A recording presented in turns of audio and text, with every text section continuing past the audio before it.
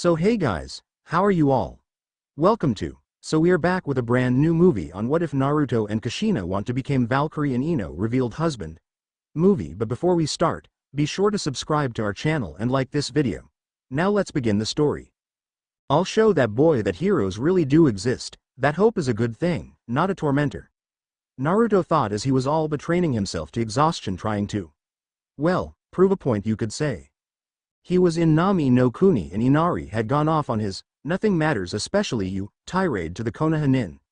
Needless to say the whiskered blonde was not in a good mood. Sure, after hearing Tazuna he could understand why the kid was cynical, but he hated seeing people act like everyone was in heaven while they alone were in hell. Kid acts like he thinks he's the only one who ever went to bed crying. Brat, come cry to me after you lived my life, then we'll see who deserves to throw a tantrum, he angrily told himself. So now he was practicing what little taijutsu he knew and some tree walking for better chakra control, even if only slightly. But because of this anger at Inari and Gato and his own past in general, he was pretty much just venting out his frustrations than doing any actual productive training. Naruto. Sakura called out to him, making him freeze immediately. Yes? He asked seeing her walk up to him, for once not looking like she wanted to clobber him. How much longer do you plan to be out here? She asked. Naruto looked away at nothing, until I feel like I'm not going to yell at the kid anymore. Sakura was surprised. Yell? In the entire time she had known the blonde, he had been loud like he didn't understand the concept of volume, but he never really yelled at anyone. He nodded with closed eyes. Yeah, he kinda struck a nerve with me, talking like that, like everyone but him is happy with their lives. Well, he may be wrong, but it's not like he's unjustified in being unhappy. He did lose his father after all. Me, Sasuke-kun, and Kakashi-sensei all know what that feels like. Sakura defended, referencing her late father, the Uchiha massacre, and what she had heard of Hitaki Tsukumo from a trusted source. Naruto opened his eyes and they didn't look friendly. They were still blue, but angry, and I lost my father too, Sakura-chan. No you didn't, you never knew yours. Sakura plainly blurted out. Now Naruto was madder. Oh, and I suppose that's supposed to make me feel better? He was being loud again, but now Sakura felt like for once he truly was yelling, not just trying to be heard. I'm supposed to be happy that I never knew my father, or my mother, or any of my family.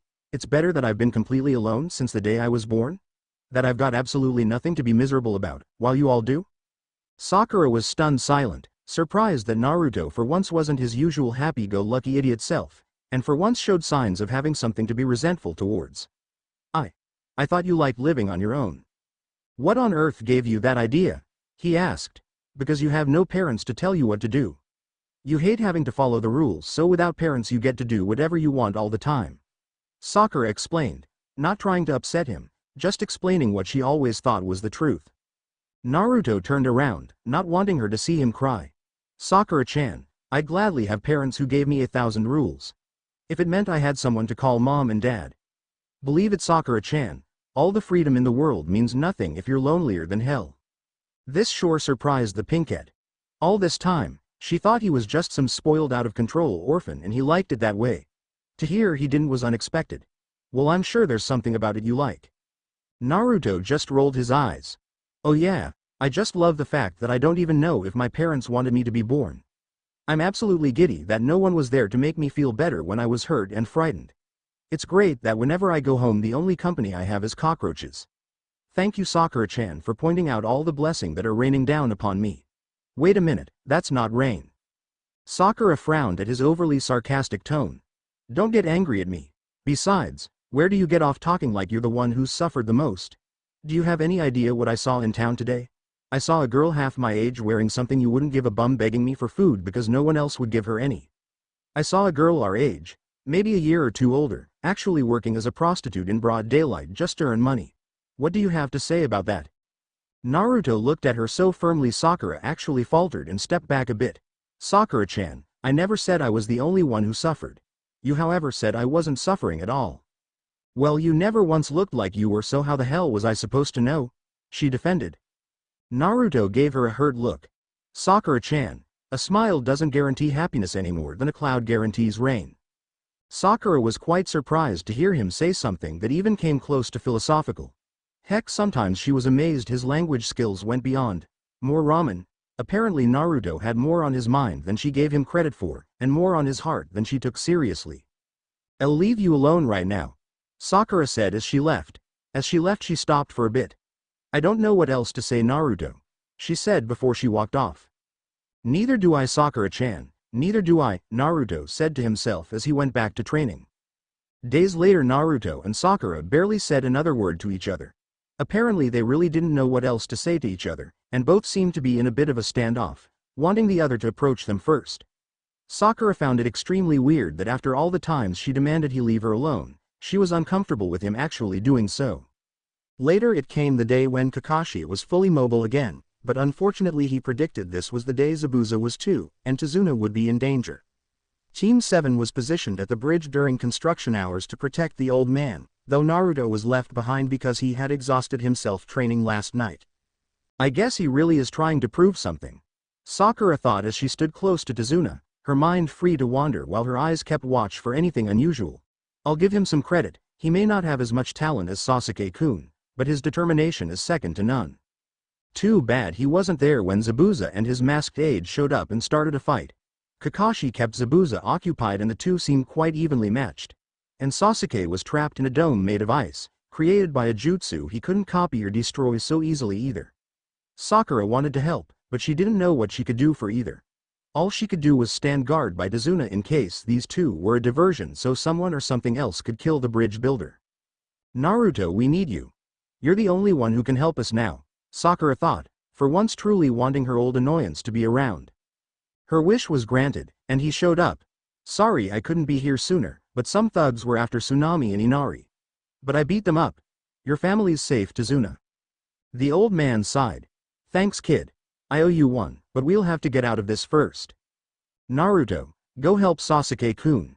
He's trapped in that ice dome," Sakura pleaded. Naruto looked to see the ice prison, and could see Kakashi fighting Zabuza in a blanket of mist. Knowing which one he stood a better chance against, he headed towards Sasuke. "Sasuke," he shouted. "Don't give yourself away like that," Sakura mentally groaned. Next thing she knew, Naruto disappeared and was replaced by Sasuke, who had a few senbons sticking out of him, and Naruto's scream could be heard inside the dome. What did he just wait a minute, did Sasuke-kun just Kawarimi himself with Naruto to avoid a hit? Sakura asked herself, shocked by the idea but not entirely sure if it was something she should support or not. Naruto was very surprised to see that he went from outside the dome to inside in a mere second, while Sasuke went from inside to outside just as quickly. That wasn't the bad part though. The bad part was when hundreds of ice-cold needles embedded themselves in his skin from all directions, making him look like a human pincushion. Pained, he fell to his knees then his side trying not to yell. Luckily Haku was too stunned by this to add a follow-up attack right away. Not to mention she felt bad about attacking this boy who had been nice to her in the forest days ago in the first place. Unfortunately she couldn't help him without disobeying Zabuza, and her master came first in all things to her. Naruto had a hard time moving, and an even harder time using his chakra to help heal himself here. Haku's aim had been too good at that one attack, these ice senbon hitting many nerves and even a dozen tenketsu. Naruto's chakra system couldn't even incorporate Kyuubi's chakra, at least not right away. And one needles also impacted the seal's exact center. Guess I better finish him off. Sorry. Haku told herself, allowing herself to feel some grief for what she was about to do. Readying another senbon attack, this one likely to put him out of his misery, she stopped when Naruto started to glow a silver-white color. Her moment of immobility stopped as soon as it came and she attacked again. Hyeten Thousand Needle Jutsu. The ice needles flew right at him, but when they hit him, they broke and bounced off, sounding like they were hitting metal rather than flesh. At the same time, the ice needles already in Naruto were melting, allowing his body to heal and a touch of red chakra poured out mixing with the silver-white chakra. What on earth is this? Haku asked herself. She wasn't the only one wondering this. Zabuza and Kakashi stopped their own fight when they felt this. Sakura could even see light glowing from inside the dome and Sasuke, who had been hoping to kill Haku from behind while she was distracted eliminating Naruto, stopped to see what was going on. Whatever this is, it can't be the Kyuubi. Kakashi told himself. It feels nothing like evil. Naruto regained the ability to stand up and the glow around him took shape. A set of white wings were on his back and a sword was in his right hand, both which were made out of this strange silver-white chakra. His body itself was colored from head to toe in the same color, and it was impossible to tell where his clothes and skin separated. Also, there were red streaks all over him, forming a spiral on his stomach and rings at his wrist, ankles, elbows, knees, and down his spine between the chakra wings. "What the heck is this?" he asked as he looked himself over. "Even he doesn't know. At least that means he can't use it against me or Zabuza-sama," Haku told herself before readying another attack. Since Senbon wouldn't work, she's have to try something a bit more lethal. Hide 10,000 Kanai Jutsu. Multiple Kanai made of ice were thrown at him from the many ice mirrors, and again Naruto couldn't dodge them all. Fortunately he didn't have to, since when they impacted his chakra aura they shattered like they were made of glass. Sakura couldn't see what was going on, but she could hear fighting continuing. "Sasuke-kun, help him. Don't just stand there." The Rookie of the Year gave her an "Are you stupid?" look, then turned back to the renewed Kakashi vs Zabuza fight, and smirked, clearly deciding that was more worth his time and effort. He tried to sneak into the mist to kill Zabuza from behind, but he was tackled by a large bulldog. "This is out of your league, kid," the dog told him. Sasuke was not the kind of person who appreciated others telling him what his limits were or that he even had any to begin with. "Get the hell off me, you mutt. Do you have any idea who I am? You're a kid who's trying to bite off more than he can chew. Let Kakashi handle this." "Sasuke-kun, Naruto needs help," Sakura reminded her favored teammate. Ignoring her, Sasuke pulled out a kunai and tried to stab the dog, pinning him down. It saw this coming and jumped off, avoiding the hit, and looking very mad. Mad enough that it jumped at him again and bit him hard on the leg. Back with Naruto, he could see that Haku's weapons were not affecting him, and he decided to try to fight back. Rather than try to catch up with the faster fighter, he took his light sword and struck one of the ice mirrors, cleaving it with ease. "Nice," he said before doing this with the others, leaving Haku with fewer places to move around. Seeing this, Haku stepped out of her hiding spot and cancelled out the crystal ice mirror jutsu. "You are quite strong. But I cannot allow you to interfere with Zabuza-sama's work." "Why are you working for him?" Naruto asked, staring down the false hunter Nin. "Because I am his tool. He is the reason I am still alive. I owe him my life and will do everything in my power to see his wishes fulfilled." Naruto was immediately reminded of the boy, or girl, the person he met in the woods the day after he vented at Sakura, asking him if he had someone precious to protect, though he didn't understand why he just thought of that. How could you follow a man like him? "Because he gives my life purpose. Can you imagine living yet having no reason to be alive? No one who values you or gives you something to look forward to? I lived like that for a long time, and then Zabuza-sama came along and gave me a purpose. You might deplore his methods and goals, but I'd rather be his tool than human trash." Naruto found himself unsure what to do. I understand completely. If I had been in your place I likely would have done the same. But unfortunately, I have a job of my own, and I must do it as much as you must do yours." Haku nodded. "I'm sorry it came to this, Naruto. I wish there had been another way." Naruto's eyes widened. "Wait, how did you know my name?" Haku didn't answer. Instead she readied a different jutsu, one of her more dangerous ones. "I don't want to kill him, but I will not let Zabuza-sama down. Please forgive me, Naruto. I wish we had been friends," she told herself, remembering their brief encounter in the forest days ago. Then she finished her hand signs. Hiden River Entrapment Jutsu. From under the bridge emerged a pillar of water like something out of a geyser, and it appeared to be quickly freezing. Before it became solid, Haku sent its silent signals to try and capture Naruto. If it succeeded, he would be frozen solid in a situation no non-ninja could survive at all, and few ninja could survive for long. Naruto jumped to dodge, and without meaning took to the air with his chakra wings. He was surprised as anyone else and almost fell out of the air. Fortunately his desire to keep avoiding Haku's jutsu gave him the state of mind to keep aloft. It was going well until... "No!" he shouted when he saw it was about to trap Sakura and Tazuna instead. Acting on pure instinct, he swung his chakra sword and the freezing water technique shattered and dissolved in mere seconds. "Whoa!" Tazuna muttered. Sakura was more speechless. "Naruto. Thank you." "Just who are you, Uzumaki Naruto?" Haku asked herself. "Where did he get this?" Sasuke wondered. Naruto still wasn't sure what he was doing here, but he was certain he had the advantage here now. Turning to Haku, he held his sword up. "You still want to fight?" "It doesn't matter what I want. Zabuza-sama needs me to fight, and I will fight for him until I am of no use anymore," the ice user answered. I don't want to do this, Naruto said as he turned the materialized sword. You are strong, but I cannot simply let you kill me as long as I have some use to Zabuza-sama, Haku said before readied herself to create another crystal ice mirror jutsu, hoping this time it could withstand his power long enough for her to find a weak spot on him. Anticipating this, Naruto swung his sword at his enemy, not wanting to kill her but wound her and make her stop this. He knew that as a ninja he was expected to kill, but he hadn't yet done that and a large part of him was hoping to delay doing so. Mostly out of fear that it would make him the monster so many were fond of labeling him as. The light sword missed Haku's shoulder but cut into her hair and broke the edge of her mask, nicking her left cheek a bit enough to make her bleed. The crack spread across the mask and then it broke off completely, exposing Haku's face to Naruto. The whiskered blonde silently gasped when he saw the fake hunter Nin's face and stepped back. You're. Haku smiled gently and nodded. Yes, I'm Haku. I'm sorry. I had hoped we could have avoided any fighting, but it wasn't meant to be. Why didn't you kill me when you had the perfect opportunity? Naruto asked. If you really were just Zabuza's tool, you would have eliminated the threat before I had a chance to do anything. But you didn't, you made a personal choice to let me live. And that proves you're not a tool. You're a person, damn it, and you can make your own choices. Even here.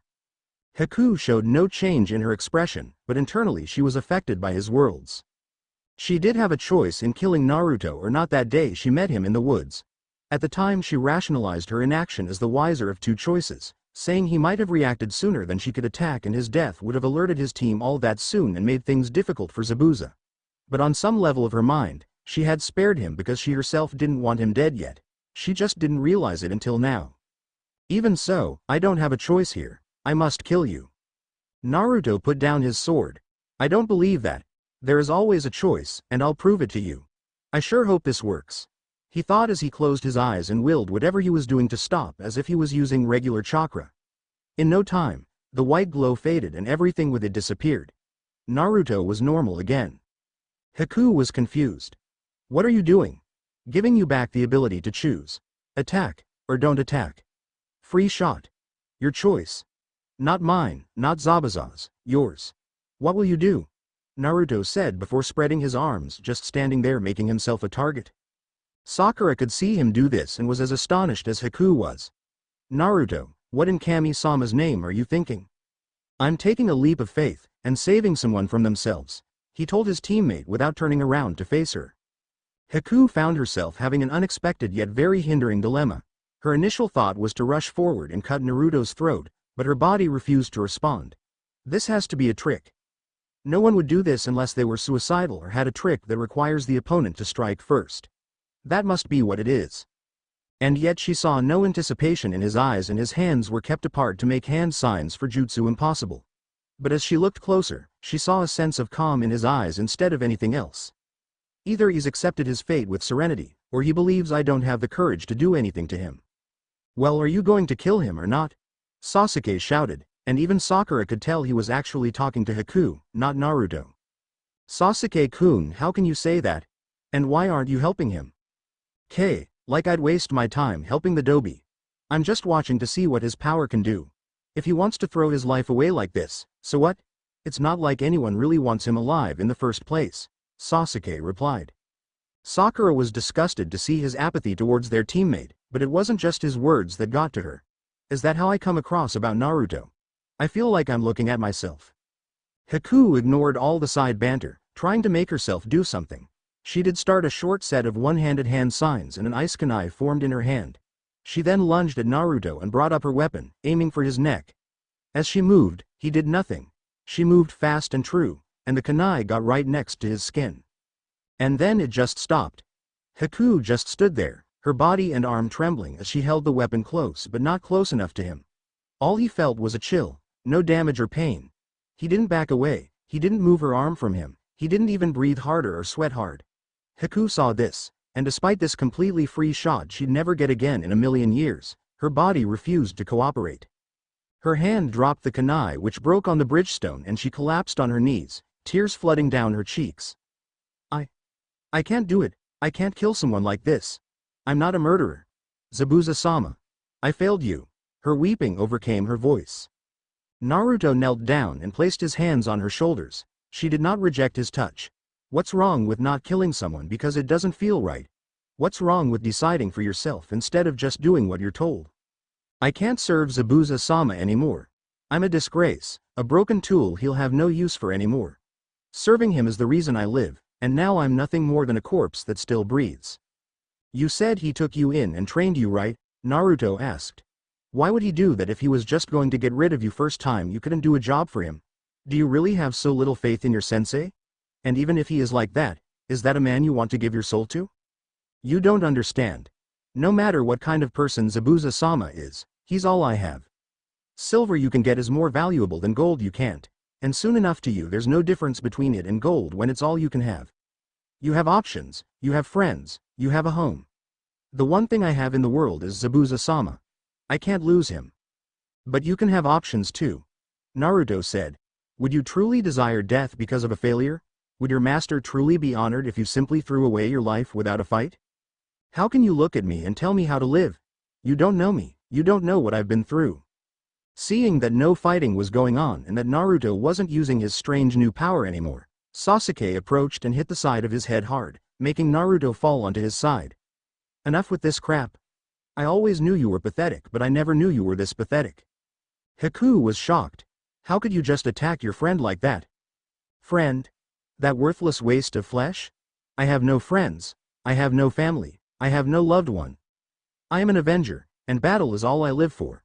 And you will be my first kill. Feel honored you died at the hand of your superior. Sasuke said, pulling out a kunai ready to drive it into her neck or eyes or where he could as long as it was lethal. Haku felt anger at this Konoha and briefly remembered her father, acting similar to Sasuke, saying he could kill her and her mother because they were worthless compared to himself. In her anger her survival instinct overloaded her depression and she pulled out some metal senbon. Sasuke drove the kunai down and Haku blocked it with her needles, even using them like chopsticks to pin the kunai in place. Sasuke tried to compensate for this by pushing down harder, and even though the result wasn't immediate, it was clear Haku couldn't hold him back for long. Luckily she didn't have to, for Sasuke was tackled from the side by Sakura. Caught completely by surprise, the Uchiha was taken down by the Pinkette. Naruto had recovered and seen this, and he was even more surprised than Haku was. Sasuke-kun. What on earth were you thinking?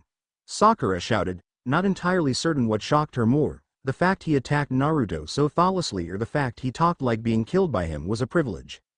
Uninjured except for his pride and a slight sting he felt on his side, Sasuke glared at his kunoichi teammate. Who the hell do you think you are? He then swung his kunai at her, and she reacted back, jumping back, but unfortunately not fast enough, and the end of the kunai drove itself into her left shoulder, though that may not have been what Sasuke had been hoping to strike. Sakura screamed in pain, loud enough that even both Kakashi and Zabuza briefly paused when they heard it. Zabuza worried it was Haku screaming, but couldn't confirm with the hidden mist jutsu in the way. The wind had dissipated most of it, but some still remained. Also both were getting worn out fighting the other and knew trying to leave the fight to check would make them vulnerable to any sneak attack from the other. Naruto was free and rushed to help his teammate. He pulled Sakura away from Sasuke, kicked Sasuke in a stomping manner to keep him down, and held Sakura close. Sakura-chan. He saw the wound with the kunai still in it. Hold on. He ripped off his right sleeve then pulled out the kunai. Sakura yelled, not as loud this time, and blood began pouring out. Naruto quickly wrapped his sleeve around the wound and started to apply pressure. Keep your hands on the wound. This should hold until we get you better help. Naruto. Thank you.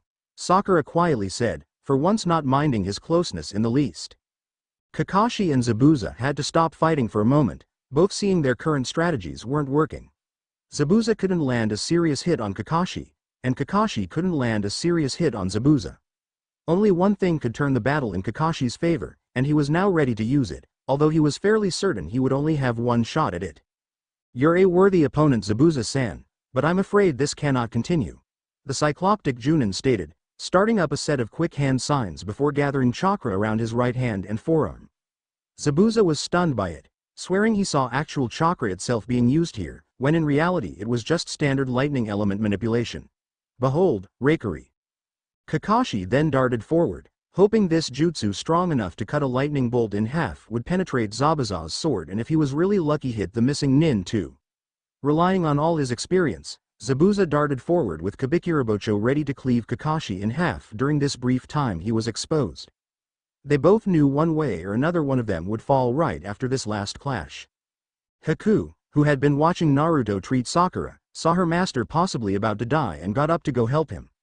Naruto saw this and knew exactly what she had planned. So you have no faith in your master at all, do you? The ice user froze, metaphorically but good word use if I do say so myself, and looked at the whiskered blonde. What? You know Zabuza's strength better than anyone, I'm assuming. Is he so weak that the only way he can get out of a battle is for you to bail him out? Naruto asked. Haku didn't reply immediately, but she didn't have to. In this time, Kakashi's Valkyrie was reined from Zabuza to his sword and hit it at the base of the blade. The lightning blade was sharp enough and forceful enough to pierce through the metal blade, while Kakashi briefly used the sword as leverage to deliver a spin kick to Zabuza's head. The former Kiri Nin wasn't as agile as the former Konoha Anbu captain and took the hit hard, resulting in him nearly falling off the bridge, and his sword broke in half in the process. Not to say Kakashi got away without a scratch. Moving that way broke his wrist, and he knew from this point on using more jutsu would be likely to kill him. And the end of Zabuza's sword did manage to cut into his left side deep enough to draw blood. Kabikirabocho had already tried using that blood to repair the damage it got from the Valkyrie, but it didn't happen fast enough. Anyway, Kakashi was on his knees panting and clutching his left side while Zabuza was flat on the ground with his right arm broken from the impact. Zabuza-sama! Haku shouted, then dashed towards him. I should have moved sooner, then maybe he wouldn't be hurt. That boy distracted me, like he knew what I would have done. She knelt down beside him. Zabuza-sama? He laughed snidely and coughed up blood at the same time. Calm down, Haku, I've lived through worse. I should have been faster. I should have taken the hit for you. Haku wept, but stopped when she felt a light hit on top of her head. Not a painful one, just a tap to get her attention. And here I thought you got over those suicidal tendencies. I keep telling you you're no good to me dead. You can live without me. I can't live without you, Haku countered. Before Zabuza could reply, a sinister laugh could be heard. How disappointing, and here I thought you were supposed to be a demon. Zabuza immediately recognized the voice, and with the mist now gone could clearly see Gato standing at the end of the uncompleted bridge, with several armed goons behind him. Gato? Why are you here? Zabuza asked, not liking the look of this. You failed, Zabuza, so change of plans. The short businessman answered. Actually, that's not exactly accurate. I never did intend on paying you for your work. I just now have a legitimate excuse for it. Hiring ninja is expensive and they may turn against their employer, especially fugitive ones, so I only hire the ones I can dispose of. Smart and cost-effective, wouldn't you say? All three members of Team 7 were surprised to hear this. Up until now, the idea that the employer could be an enemy too had never crossed any of their minds. Who is this monster? Naruto asked himself. Zabuza made himself stand up with his one good arm. Kakashi, now that I have no reason to attack the old man, I have no reason to fight you anymore. Tazuna heard this and immediately breathed a sigh of relief. Kakashi struggled back to his feet too. You're right, so what do we do now? Isn't it obvious? Get rid of the midget, Naruto shouted. Midget? Gato repeated, infuriated. Yeah, midget.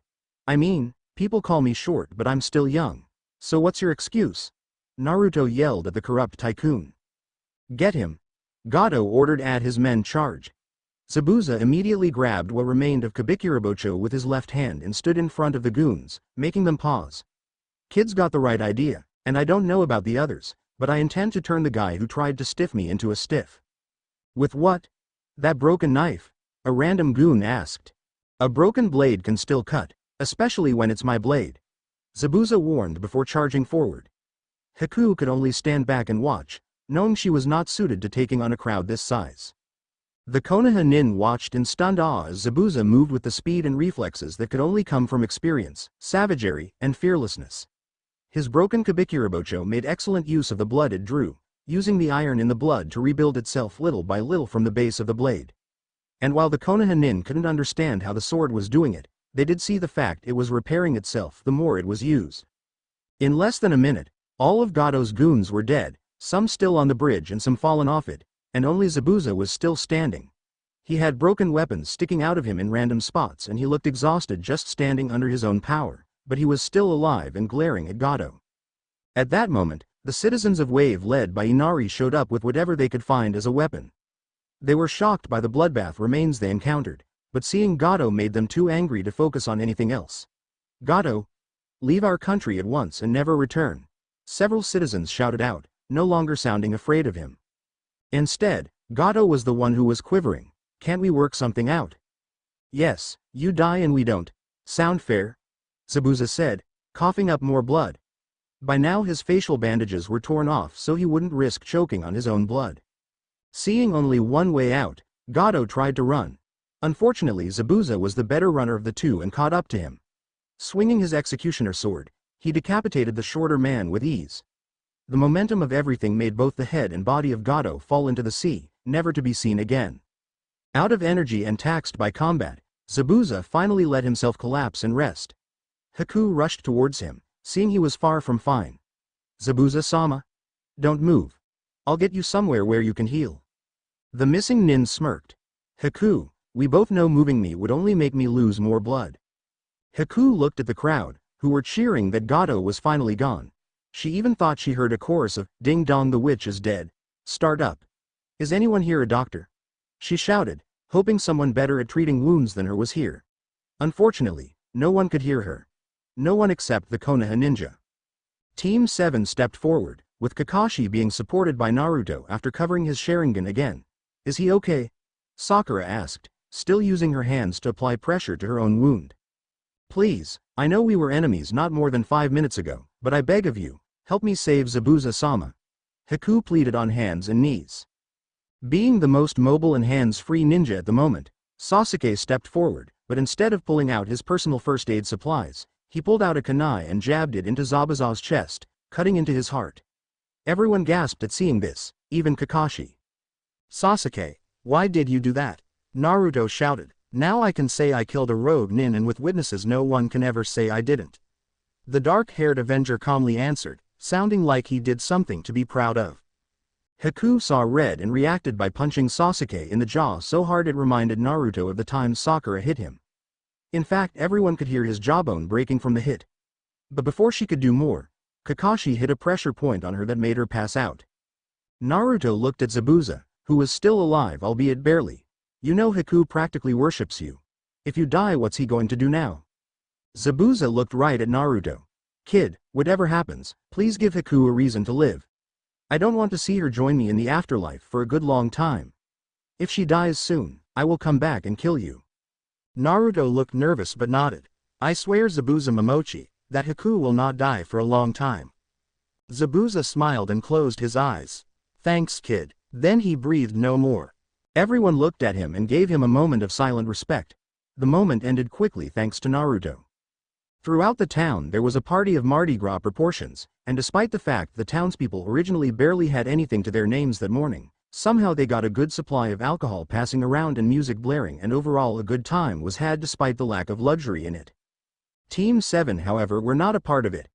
Kakashi was exhausted and knew he'd need no less than a week to return to normal, his Sharingan taxing him if nothing else, and Sasuke was sedated so Tsunami could mend and set his broken jaw. Though he wouldn't be able to talk or eat solid food until they got him back to Konoha with him like this. As for Naruto and Sakura, that night they were working to give Zabuza a grave while Haku watched and kept near the body, still silently weeping. Sakura looked at Haku, then to Naruto, who wasn't wearing his orange jacket right now. Naruto, I think you should talk to Haku when we're done, she whispered. He nodded. I know. Also, I'd like to talk to you too when you have the time, she added. He looked a bit confused here, but not without reason. Usually Sakura hated it when he tried to start a conversation, and now she actually wanted one? Why? I'll tell you when we're alone, she said, focusing her eyes back on their digging. Suddenly she found it hard to actually tell him what she wanted to. Naruto nodded and pressed no further. After a while, the grave was big enough and deep enough. We're ready, Naruto told Haku. The ice user was still reluctant, but allowed Naruto to make some clones and place the body in the grave. She formed some flowers made of ice and placed them on Zabuza's body before the clones started covering him with dirt. Sakura spoke to Haku without looking at the grieving girl. Hey, if you need another girl to talk you, feel free to do so with me. I may not know you well, but I suspect you might enjoy some fellow female company. Haku didn't respond, but at least gave no indication she had no interest in the offer. Sakura walked away, and the two remaining at the grave at first didn't know what to say. Naruto had no idea how to console someone who was grieving, and Haku felt slightly bitter towards him for keeping her from saving Zabuza in the first place. "I understand if you hate me," Naruto said, surprising the girl. "I mean, I tried saving your life but it cost him his. Why wouldn't you be angry?" "Why me? Why did you do it? You could have let me die twice already, yet you didn't." "I was returning the favor," he told her. She turned to him. "That's it? Simple as that?" "No, but isn't that reason enough?" Haku shook her head. "No, it isn't. Why did you really interfere with my role? Why did you force me to live without Zabuza-sama?" "I didn't plan on him dying. But I figured you had no reason to die yet either. I mean, you're 2 years older than me at the most. You still have your whole life ahead of you, and Zabuza wants you to live it. Are you really going to make his sacrifice worthless?" "No, I can't do that, but I don't know what else I can do." "Why don't you talk with my sensei? I'm sure he might at least have some ideas. Just please let me know what you decided on," Naruto told her. Then he stepped away. "I'll leave you alone for a bit. If you need to talk, I'm available." He then walked away. Haku, alone, looked at Kabikirabocho left next to the grave. "They said it rightfully belonged to me now. I guess that's a sign they're not against me. If they were, they'd just confiscate it and keep me bound and gagged for who knows what their village does to my kind. Maybe this is a test, because now they know my face and some of my history. I could run off then be hunted by their village for the rest of my life, or kill them first and risk being killed now before I succeed. Or maybe, just maybe, these guys really mean me no harm. I'm so confused." She shook her head to clear her thoughts, then grabbed the large sword's handle. "But there's one thing I'm not confused on. This is Zabuza-sama's sword, not mine. Even in death, it is his." With that, she drove the tip into the still soft soil from all the digging and create a sort of grave marker for her deceased mentor. "Rest in peace, Zabuza-sama. Thank you for giving me a reason to live. With that reason gone, I don't know what to do anymore. What should I do?" But of course, he could offer no answer. The walk to Tazuna's house from Zabuza's grave took about 15 minutes. Not surprisingly, Sakura and Kakashi were waiting for Naruto when he showed up, though Kakashi was resting on the sofa whereas Sakura was seated by the table. Naruto took a deep breath. "Before either of you ask, no, I have no idea what that white light thing earlier was. I've never done anything like that before and never heard of anyone who could. I was kinda hoping you knew something, Kakashi-sensei." The silver-haired Junin shook his head. "That was unlike anything I've ever seen, but since we don't know the origin, can you at least describe what it did for you, Naruto?" The blonde thought it over, trying to recall everything he could. "I was hurt before it happened, and I think I couldn't call on my chakra at all for a moment." "Not even in your special reserve?" Kakashi asked. Naruto got the message and nodded. "Yeah, I think. Special reserve." Sakura repeated, confused. "What's that?" "Let's call it a birth defect of mine," Naruto told her. "I have enormous reserves, and probably more chakra than most of our Junins, even Kakashi-sensei." Sakura was wide-eyed. "Really? Sounds like a blessing rather than a defect." Naruto looked down, forlorn. "Trust me, Sakura-chan, it's anything but a blessing." "Why?" "Because it screws up my control and makes performing half of all ninjutsu and virtually all genjutsu impossible for me. I failed the academy clone jutsu not because I'm untalented, but because of a physical disability. And it makes most of the ninja resentful towards me because they hate seeing someone young like me surpass them like this, so I've never had a proper teacher show me how to get better. I learned the shadow clones completely on my own." Sakura was silently surprised. "I knew his solid clones couldn't be an easy thing to learn, but I never thought about how he learned that but failed the academy version." Kakashi mentally smiled. "Good cover, Naruto. Avoid the complete truth by telling enough to be acceptable." Sakura cleared her throat. "And this had nothing to do with that white light, angel armor thing you did?" "I don't think so," the whiskered blonde answered. "Can you do it again?" Naruto didn't look forlorn anymore, and thought it over. "Maybe. Here goes nothing." He closed his eyes and tried calling on his chakra like he did know how to do. Nothing happened. "Maybe it needs a specific trigger. We'll have to test it out later when I'm up to the task." Kakashi sighed before sighing tiredly. "But for now, you two just stay out of trouble and try not to fight with each other. No need for another of us to be out of commission." Naruto sighed. "All right then, I'll just go out and get some fresh air then." He then turned away. "Naruto, can I go with you?" Sakura asked. The blonde stopped in his tracks and turned towards her. Wouldn't you rather nurse Sasuke back to health? He sounded genuinely confused, not jealous or spiteful. He's not going anywhere for a while. Please, I just wanted to talk to you for a bit, Sakura answered. Still confused, Naruto nodded. All right. Kakashi was pleased to see them act like this and leave the house peacefully. Looks like all that teamwork effort hasn't gone to waste. And now I have some peace and quiet. Naruto and Sakura were walking away from the house and Zabuza's grave. They were on the edge of a forest and outside the town's boundaries, and it was already night. But as ninja, neither were afraid of anything happening to them. Sakura-chan, if this is about me hurting Sasuke, I'm sorry. I was just trying to do my job, Naruto told his teammate. Sakura was confused. Naruto, you didn't hurt Sasuke-kun. I saw the whole thing, you never did anything to him. So why did you say that? I don't know, isn't that the whole reason you wanted to talk to me? To tell me what I did wrong to your precious boyfriend and how stupid I was? Sakura frowned but sighed. I guess I deserve that. But trust me Naruto, I'm not at all angry at you. Instead, I'm concerned. Really? He asked, confused but not unpleased. She nodded. Yes, something strange happened to you and we don't even know if it's a good thing. Also Sasuke-kun used you to take a hit for him. Aren't you hurt from that? Naruto shook his head. Not anymore. I've always been a good healer. I'm more concerned about your injury. Sakura gingerly touched her wound, now properly bandaged up. Naruto's sleeve was being resewn onto his jacket by Tsunami. Thank you for helping me by the way. But still, why did Sasuke-kun do that to us both? We're his teammates. Naruto looked hesitant.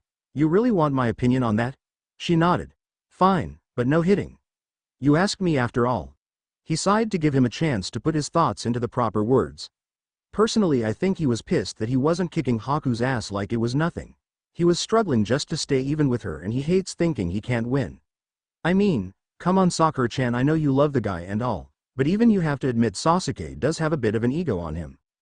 Sakura was about to deny this, but once she opened her mouth no words would come out. She then closed her mouth and eyes and nodded. Yeah, he does, I admit that. But I always thought it was justified. I mean, he was Rookie of the Year after all.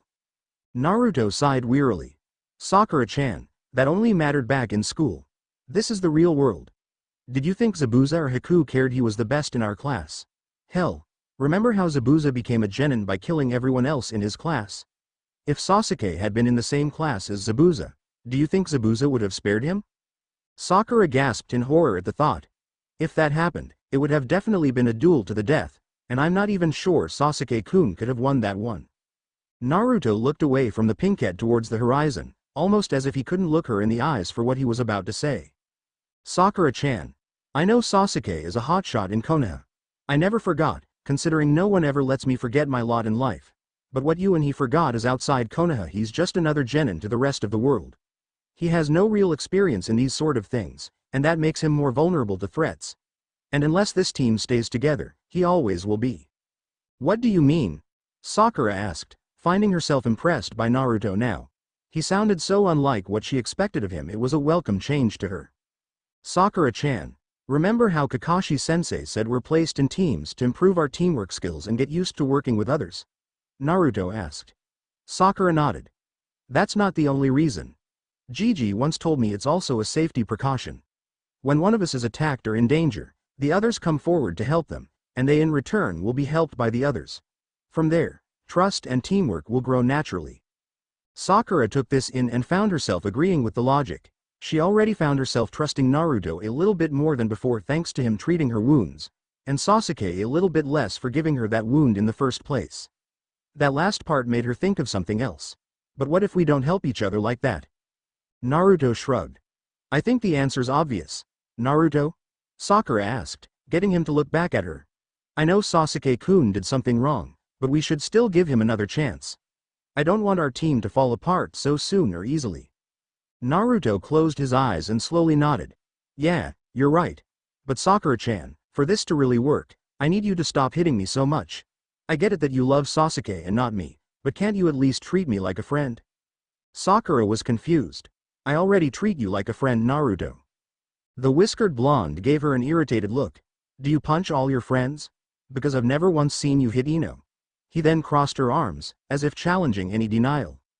The pinkhead didn't know how to react, but looked quite upset and hung her head. I'm sorry, Naruto. I thought it was okay since my mother told me it was okay to hit you. You're right that I never did hit Ino Pig before. She then turned her back to Naruto. I doubt you'll forgive me, but I truly am sorry. I forgive you, Sakura-chan, but why the change of heart? Naruto asked, looking at her. He still cared very much for her and was curious as to why she suddenly apologized. It was during the battle, when I saw Sasuke-kun being so callous towards you. I think I saw the person I was becoming. I don't want to be that person. Sakura turned around with tears starting to form in her eyes. How can you forgive me so easily? I've done nothing worth forgiving and you forgive me as if I've done nothing wrong. Why? Because I like you, Sakura-chan. I don't want to hold a grudge against you, he answered. Sakura felt her heart ache at what she felt was undeserved admiration for herself. But why do you like me? Why don't you hate me instead?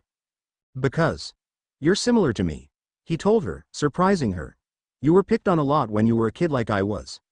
No one wanted to be your friend, everyone made fun of you, and everyone said you had no future as a ninja. I was in the same position, then I saw you made friends with Ino and I thought if you could do that maybe I could make friends too. But why were so persistent? If I had been you I would have stopped the first time someone hit me, she asked. Naruto sighed. I already lost my chance to be friends with the other girl who was being bullied thanks to her family. I didn't want to lose any chance to be friends with you. Other girl? Sakura asked herself. The only other person I can remember being picked on back then was. She mentally gasped. Hinata? Naruto tried to be friends with Hinata first but her family stopped him. This doesn't make sense. She cleared her throat. Naruto, do you remember who that girl was? He shook his head. No, I was beaten up pretty good that day and got a concussion from it. All I can remember is that it happened, but I can't remember anything about who was involved except that the girl had dark hair. When I woke up in the hospital, I was given a note by a masked dark-haired man that said if I came anywhere near that girl again they'd gut me like a fish and even the Hokage couldn't stop them. Sakura was so horrified at hearing that she actually tasted bile. Why? Why would someone make such a threat to you when you were just a kid? What kind of monster says that to a child? They weren't the only ones. If I told you half the threats I've received you wouldn't sleep tonight. But why do they threaten you like this? Your pranks can't be that bad. Sakura countered, looking for something rational here. It's not because of my pranks, he answered simply, turning away. It's never been because of my pranks. Then why? Sakura pleaded, desperate to know. Naruto took a moment to reply. Why don't you ask your mother why she wanted you to hit me all those times first? Sakura could see him lightly quivering. Is he crying? Or trying not to cry? Acting without realizing what she was doing. She hugged him from behind, feeling him tense up upon contact. Naruto, I promise I will be a real friend to you from now on. I won't hit you again, even if mom says otherwise. I may even take you up on your date offer before we go back to Konoha. He put his hand on hers.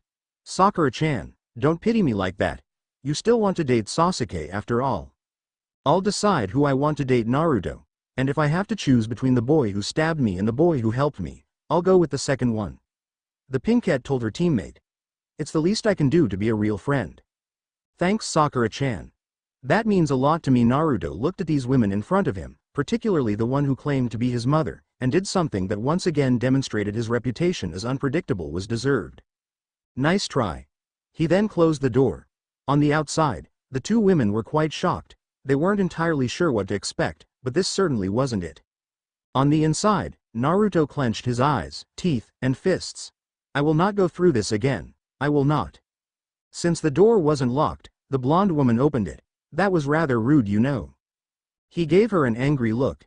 Get lost. This wasn't funny when I was a kid and it's not funny now. What are you talking about? Kushina asked. Like I'm going to talk to complete strangers about my past. Now get lost already, he all but yelled. I'm afraid not, young man. The blonde stated.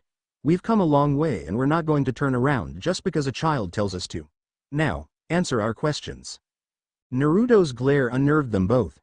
He glowered at them both like he loathed them down to the very core of their souls for an offense they didn't understand. But he also had tears brewing in the corners of his eyes, which were starting to turn red. Kushina stepped forward, but Naruto threw a kunai at her then ran upstairs. Kushina's quick reflexes allowed her to catch the weapon, and she gasped when she did. He was aiming for my heart. What happened to make my baby this way? We better find out. But that look in his eyes tells me we may have opened a festering wound. The blonde told the redhead.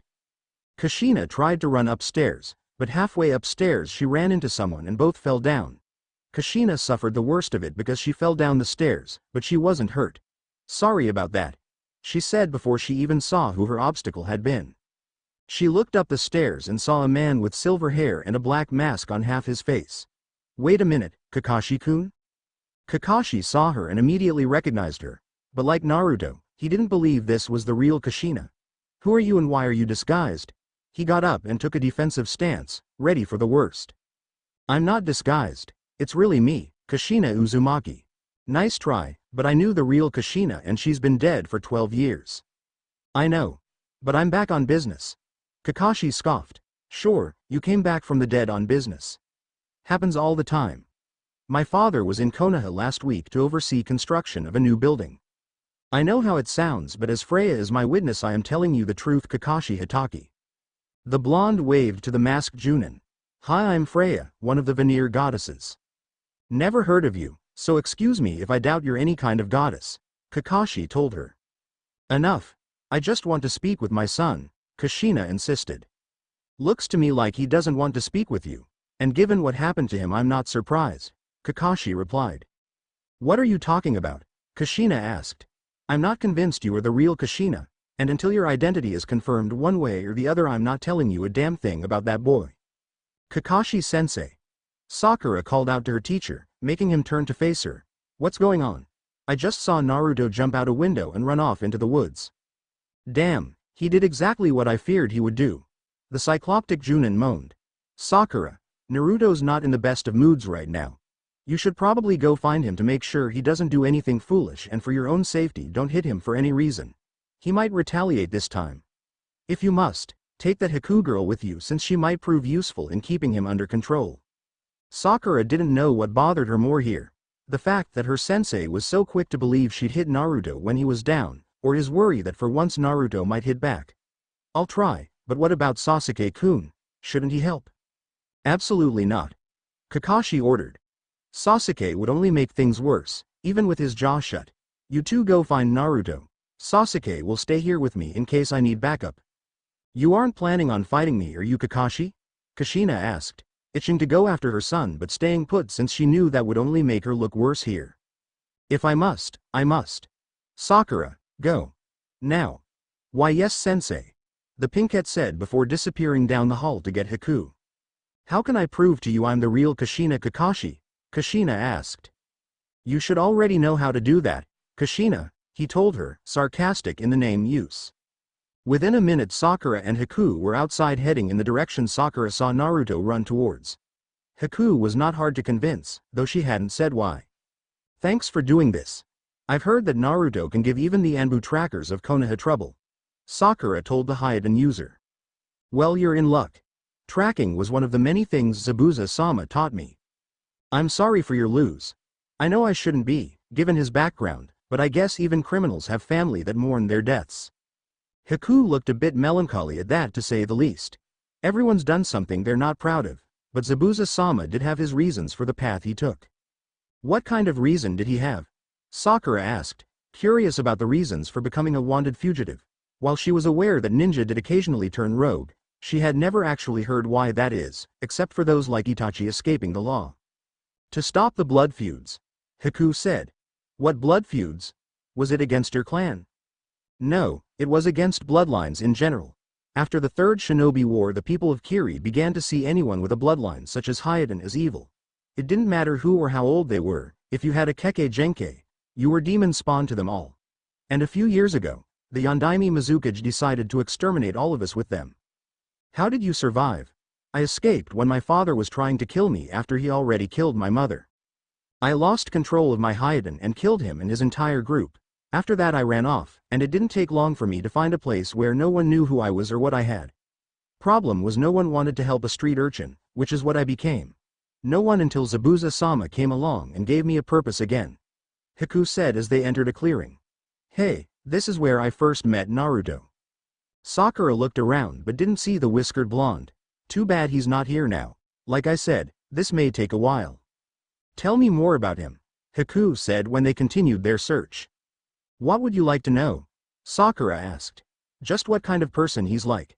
Zabuza-sama asked him to take care of me, but I'd like to know if he's the kind of man I want to receive care from. Aren't you old enough to go out on your own anyway? Haku sighed sadly. Old enough I am, and capable of surviving I am too. But I hate being alone. That's why Zabuza-sama entrusted me to him, because he hoped a boy kind enough to spare my life is the kind of person I'd want to live with. You barely know Naruto and you're already considering the idea of being with him on a regular basis. Wow, you must really hate being alone, Sakura commented. The worst time of my life was when I was abandoned and invisible to others. I'll do anything to avoid repeating that. Besides, are you saying Naruto-san is a poor choice of company? To be honest, he's not my first choice for company, but I can no longer say I hate it when he's around either, Sakura admitted. Haku arched an eyebrow, but she came to a stop and crouched down. His footprints disappear here. He probably took to the trees from this point. Finding him just became harder but not impossible. I just hope he doesn't get himself hurt, Sakura said. So tell me what you mean by no longer, Haku asked. Oh that.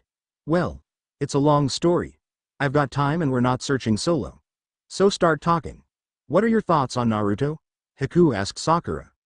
I'm still not sure what to think about him. He was the doby of the class, and Mom always said to keep away from him since he's a bad influence. Sakura answered the Hyden user. Even though he's my teammate, I don't really know that much about Naruto. I don't think anyone in Konoha does except the Hokage and this one girl who has a crush on him. He has no family and so few friends, and to be honest up until yesterday I never really wanted to be his friend. Why not? What's so bad about him? Haku asked curiously. By force of habit Sakura came very close to getting into an anti-Naruto tirade, but out of consideration for him and in case he was listening, she took a deep breath and tried to compose her thoughts to be objective rather than judgmental. I'm not the best person to answer that question. For a long time, I hated the mere fact Naruto even existed. There was even a time where I wished he had died in the Kyuubi attack on Konoha 12 years ago.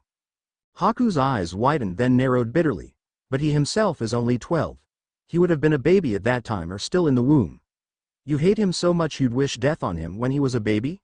She saw Sakura hang her head with a tear running down her cheek. I really want to slap you and call you a bitch right now for that, but I will give you this one chance to change my mind. But keep in mind I speak from experience that being born different is not a crime. Sakura looked back at the Hyden wielder, eyes still wet and full of regret. I have no excuse for my old ways. I was a bitch. I just didn't know it until yesterday when Naruto opened my eyes. I used to hit him all the time for any reason and I insulted him left and right. Why? Haku asked, hostility still in her voice. Not because of any affection to Naruto, but because she couldn't stand the idea of someone being victimized undeservingly. And until she had reason to believe otherwise, she was not going to just assume Naruto deserved to suffer. She was not her father. Part of it was because he did annoy me, and I wasn't interested in being more than friends like he was, Sakura added. Haku scoffed. Sounds more like you weren't interested in being friends in any sense of the word. True, I didn't. I mean, I didn't intend to be so bad to Naruto. I just didn't care about him at all. Haku frowned. No, that's not true. If you truly didn't care about him you wouldn't let him get to you. You would ignore him, avoid him, or at least ask him to leave you alone. I did ask him. Sakura countered. Did you? Haku inquired, sounding like she didn't believe the pinkette. Did you really ask, or did you just tell him? What's the difference? Sakura asked. Let's say the boy you like kindly requested you to not bother him. Would you do it? Haku asked. Sakura slowly nodded. And if he just looked at you and said, get lost, would you do that so easily? Haku added. Sakura looked down again. She knew from experience what her answer was. Sasuke had already done just that, but did she heed his words? Obviously not. Sasuke had ignored her left and right and on occasion told her directly to not be around him, but she left him alone no more than Naruto left her alone. No, I didn't. So I guess I have no right to criticize Naruto for doing the same thing I myself have done. Oh well, we really shouldn't keep standing here when we should be looking for him, but before we go, just tell me 3 things about him you like, Haku told her. This one simple request would forever affect Sakura in ways she couldn't possibly predict right then and there. At that moment, All the Pinkette wanted was to not walk away the bad guy and have this girl who was clearly stronger than her have a legitimate reason to hurt her. Haku clearly wanted to be friends with Naruto, and anyone who came across as his enemy would likely earn her discord. He's caring enough to not hold grudges, though I don't understand why. He's never boring to be around, even if he is annoying. And now Sakura looked and sounded like she was struggling. I know I can trust him. Haku took this in, looking at Sakura in a way that made the younger Kunoichi felt she was being evaluated for her answers. Fine, thank you. Now let's go find him and you can see for yourself what else you think you know about him. What do you mean? Sakura asked, but Haku already got into the trees, requiring Sakura to follow the former Kiri resident and repeat the question. It sounds to me like you don't really know Naruto as well as you thought you do. The fact you struggled to give me 3 examples of his qualities and 2 of them came with commentary tells me you don't know him even if you know of him. Maybe you should spend more time trying to know him as a person instead of as just a teammate.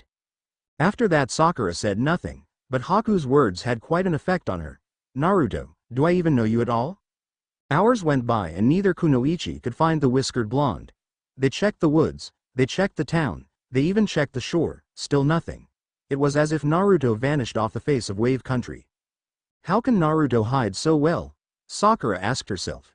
I mean, it should not be this hard to find a blonde boy wearing an orange jacket. The Pinkette and her brunette partner had to stop and sit on a bench for a moment. Haku wheezed. I'll give him this, he's the best hider I've ever encountered. Forget that Where's Waldo guy, he couldn't hold a candle to Naruto. It's amazing.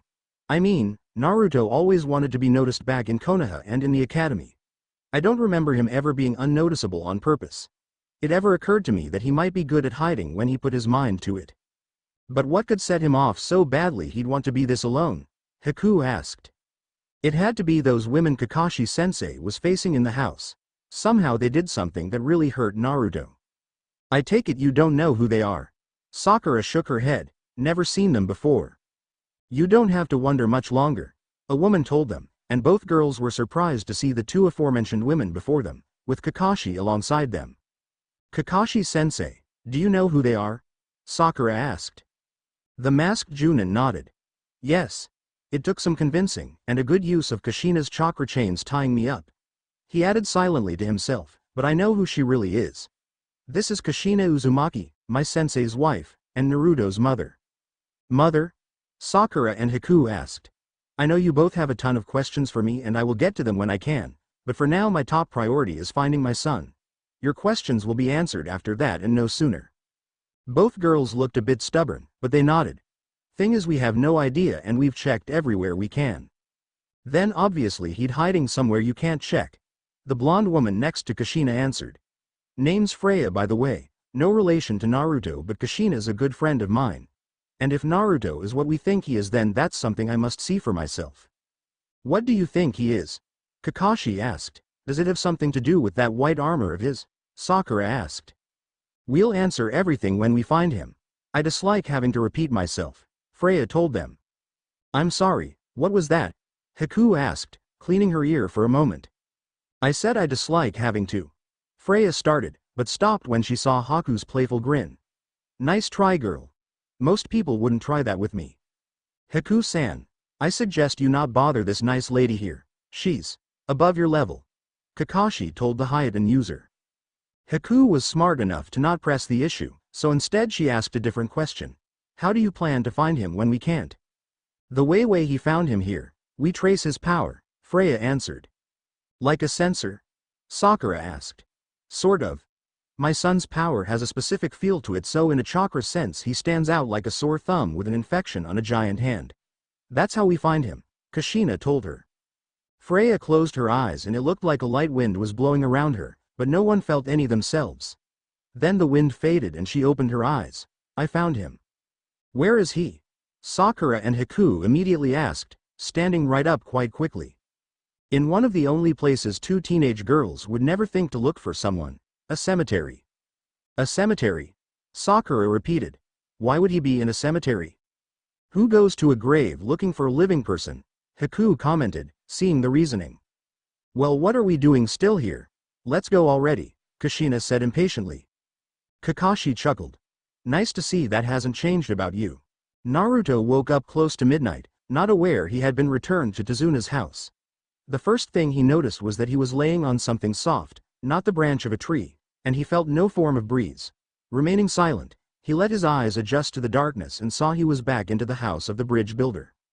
"How did I get back here?" he quietly asked. All of a sudden there was a click sound and a lamp had been turned on. Naruto turned that way by reflex and let his eyes readjust to the light. When he could see, he saw Kakashi sitting in a chair right next to the lamp and the desk it was on. "Glad to see you didn't wait until daylight to wake up," the Junin told his student. "Did you bring me back, sensei?" "Technically, no, but I was there when you were brought back." "Then, who did it?" Naruto asked, not understanding the phrasing. "Naruto, I have something to tell you, but first I need you to promise me two things," Kakashi said, ignoring the question. "Like what?" "First, promise me no yelling. There are people here trying to sleep and it wouldn't be very nice to disrupt that. Second, please answer any and all questions I have to give you first, since there apparently are things I need to learn from you as well." Naruto blinked in confusion. "You need me to teach you something?" "No, just inform me of a situation I have no knowledge of. I want to help you, but to do that I need to know what got under your skin and why. Can you promise me this?" Naruto frowned. "What's there to say? That woman." "Naruto, can you promise me the things I requested?" Kakashi pressed. The whiskered blonde looked very hesitant. "Fine, I'll shut up and answer your damn questions." This subject really hit a sore spot with him. Kakashi thought. "Naruto, I only really have one question for you. Why did you act the way you did this morning?" Naruto frowned deeply, much deeper than any time he had been overlooked in favor of Sasuke, which were the only times most people had ever seen him frown. How the hell was I supposed to react? A strange woman shows up pretending to be my mother and I'm not allowed to be pissed off? Yeah, right. "How do you know she's pretending?" Kakashi asked. "Of course she is, Kakashi-sensei. My mother is fucking dead, and even if she was somehow still alive she obviously hates me and wants not a damn thing to do with me." "And how do you know that?" Kakashi asked again. "Don't give me that, Kakashi-sensei. It's been 12 years. 12 years. Naruto stressed, coming very close to screaming despite his promise. If I mattered to her even a little she would have given me some kind of sign about it. 12 years and I got jack squat. If my mother isn't dead, she might as well be dead as far as I'm concerned." He stopped for a moment to stop himself from exploding, and Kakashi said nothing for a time. "Naruto, I apologize if it sounded like I was undermining you. To tell you the truth, I can understand exactly why you'd come to that conclusion. It's not uncommon among orphans. But you've never been the type to get this angry, so seeing this behavior in you is quite unexpected. It almost sounds like something similar to this has happened to you before, did it?" Naruto looked away. "I've spent years trying to forget that. Don't make me talk about it." "Naruto, take it from me, after something terrible happens you can't pretend it didn't. You can mourn it, you can compensate for it, you can try to ensure it never happens again, but you cannot let yourself forget about it. If you do, then what's to prevent it from happening again?" "It is happening again," Naruto argued, making the Junin more suspicious and curious, and dreadful of what he wasn't hearing. "Naruto, did someone once pretend to be your parent in order to hurt you?" Kakashi asked carefully. "I know there are people that love to hurt him, but would any of them go that far to make him miserable?" "It certainly wasn't to help me." The blonde genin snorted, then sighed when he realized the Junin was not going to drop this tonight. "It happened back when I lived in the orphanage. A woman with purple hair came to me smiling and said she was going to give me a home.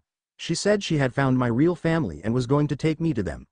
I was very confused, since no one who came by the orphanage even looked at me without glaring, and the ones working there made it clear no one ever would do anything else." "They did that?" Kakashi asked, hoping Naruto was exaggerating or speaking in anger. What kind of person running an orphanage actually tells a child they cannot be loved? "They said it worse than I just did, but yes. So even though I was confused by the offer, I was glad to be able to get away from that hellhole." He then sighed and still refused to make eye contact, until that night. "What happened?" Kakashi carefully asked, sounding like a cop interrogating a child in a case. "I must have blacked out, because I don't remember most of that night, but I remember the woman taking me to a building saying she was going to introduce me to my family. I saw a man she called her husband and a purple-haired girl my age she called her daughter, and then, she kicked me right in the nose." There was a gasp heard, and Naruto turned his head left and right. "Who did that?" "That was me, Naruto. You just couldn't see it because of my mask, that and the fact you weren't looking at me. Now do you know why she would do that?" Naruto shrugged. Probably for the same reason everyone else who's tried to kill me does it. Damn furball. Did she or the others say anything? Kakashi continued. I'm not sure. I was hit pretty hard by that kick and don't remember anything for the rest of that day. But I think the girl was screaming. Do you know who any of them were? Kakashi asked. Naruto nodded. Yeah, but I was asked not to tell anyone. The girl. She doesn't like remembering that day either. Do you still see her? Naruto nodded. On occasion, but we never talk about that day. The fewer people who know about it the better, just like the Kyuubi, right sensei? Kakashi stiffened as if nervous. Naruto, you shouldn't talk about such things even if you're sure no one else is listening. Why not, Kakashi-sensei? You're the only one here, Naruto asked. Even if I am, you should make it a habit, Naruto, for future times. Ninja can have ears anywhere, so it's best not to give them something that shouldn't be heard. Naruto sighed. Like anyone cares what I say anyway. You don't really believe that, do you, Naruto? Kakashi asked, hoping his student was still venting. Naruto frowned. Give me one good reason why I shouldn't. Well, I think soccer is warming up to you now. Naruto scoffed. Until Sasuke gets back on his feet. Then I'll just be an afterthought again. I'm glad she's being nice now, but I know it's just temporary. She left her best friend to devote her attention to Sasuke, her best friend. So why wouldn't she do the exact same thing to me? What about Haku? If she goes to Konoha with us, she won't want anything to do with me. Sooner or later she'll talk to someone who will tell her everything they say when they think I'm not listening, and more people will tell her the same. Why would she believe me over the entire population? Would you? Kakashi did not know how to answer that, so instead he continued his questioning. What about the Hokage? Surely you don't think he doesn't care about you? Sometimes I wonder. Naruto quietly answered. You can't be serious, Naruto. The Junin told him. Why not? Think about it, sensei. Before I was even a day old, he let the entire village know the Kyuubi was sealed inside me by the Yondaime. 12 years later and over half the population is still convinced I'm a monster. 12 years. What has he been doing to show them they're wrong and I'm not that damn fox? Just the cage. Tell me, Kakashi-sensei. Why did he let everyone know about me and the Kyuubi? And what exactly has he been doing over the past 12 years to prove them wrong about me? Kakashi sat rigid in his seat, as if nervous about something, then sighed and relaxed. Naruto, I'm not the one you should be asking that. Now, given the fact that you've had a stressful couple of days here, I'm not going to reprimand you for the things you're saying, which some people might take as slander against your team and Hokage. Only because I'm the one saying it, Naruto muttered. Well, what did I tell you about being careful about what you say even if no one's listening? Kakashi asked. Anyway, I'm going to consider this talk as some much-needed venting of frustration and hope that by tomorrow you'll be back to normal. I recommend you either get some sleep or go outside and do some training if you're feeling a bit restless. Naruto nodded and stood up. But before you go, I have one thing to tell you. That woman that came by today claiming to be your mother. Not now, Kakashi-sensei. Anything but that. The whiskered blonde told the cycloptic Junin, fists trembling at his side. Kakashi slowly nodded. All right then, I'll save it for tomorrow. Go do what you've got to do to calm yourself down. Just keep it quiet. Naruto nodded and went outside. Once he was out, he just ran off out of sight. Kakashi sighed and turned on the lights in the room, revealing Sakura, Haku, and Kushina in the former darkness. That could have gone better. Kakashi-sensei, what did he mean by that stuff with the Kyuubi? Sakura asked, already having a good idea what he meant from what she heard, but she was hoping, no praying, that she was wrong. Sakura, what I'm about to tell you is absolute confidential. No one is allowed to say a word about it ever except for Naruto or the Hokage, under penalty of death. Haku-san, while I may not have jurisdiction over you, if I suspect you use this knowledge against Naruto, I'll kill you myself. The two girls nodded, too curious to object. The Kyuubi attacked Konoha 12 years ago and the Yondaime vanquished it. That part of the story is true. However, it's not the complete story.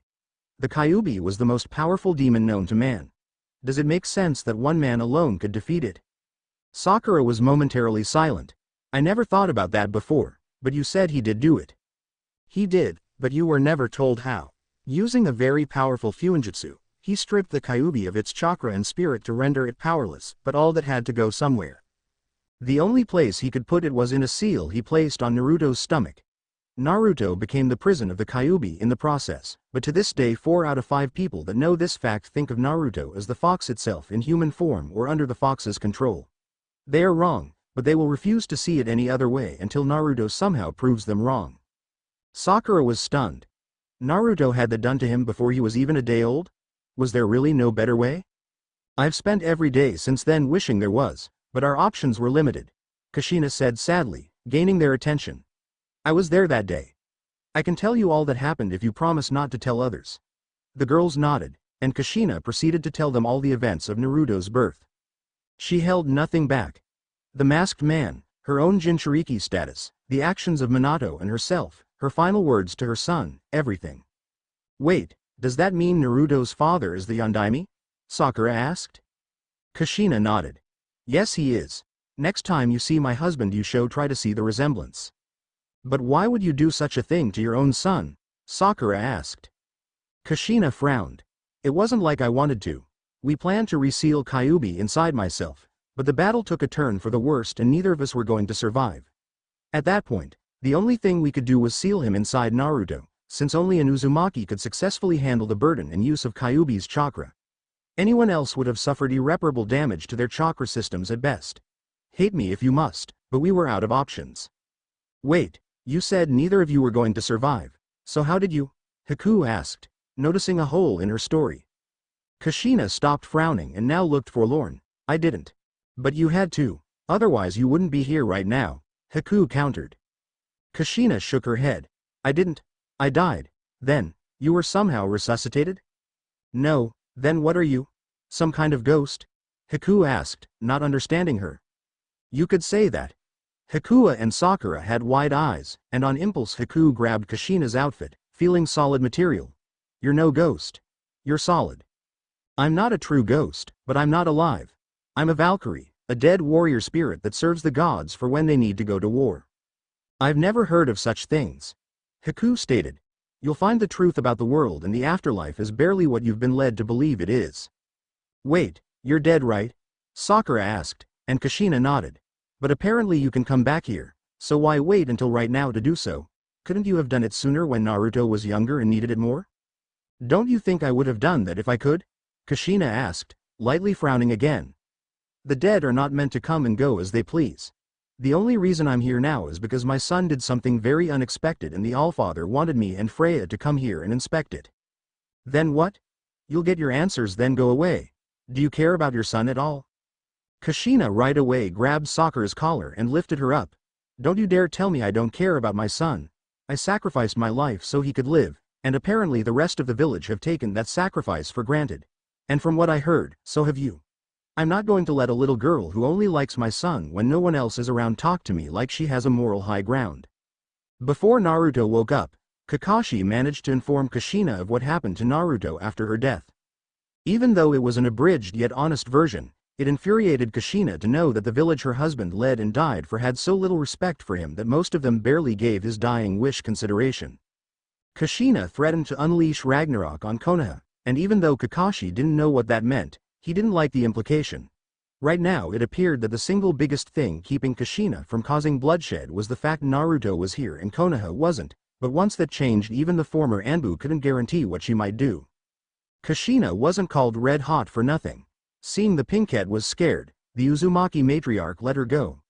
All I want to do is help my son and be what I wasn't allowed to be, there for him. I need to be his mother and his teacher, but I need to get him to listen to me first. If any of you care about him at all, you'll help me do that. Any ideas? Kakashi asked. We have to address that carefully. Naruto's a fragile person when he's angry. What do you mean, Kakashi-sensei? Sakura asked. Sakura, you've only seen Naruto's mask. You've never seen Naruto when he was at one of his low points. You see him act happy and carefree and you assume he's just being immature or stupid. The fact is he has to act that way because it's the only way to keep him from thinking about his misfortune.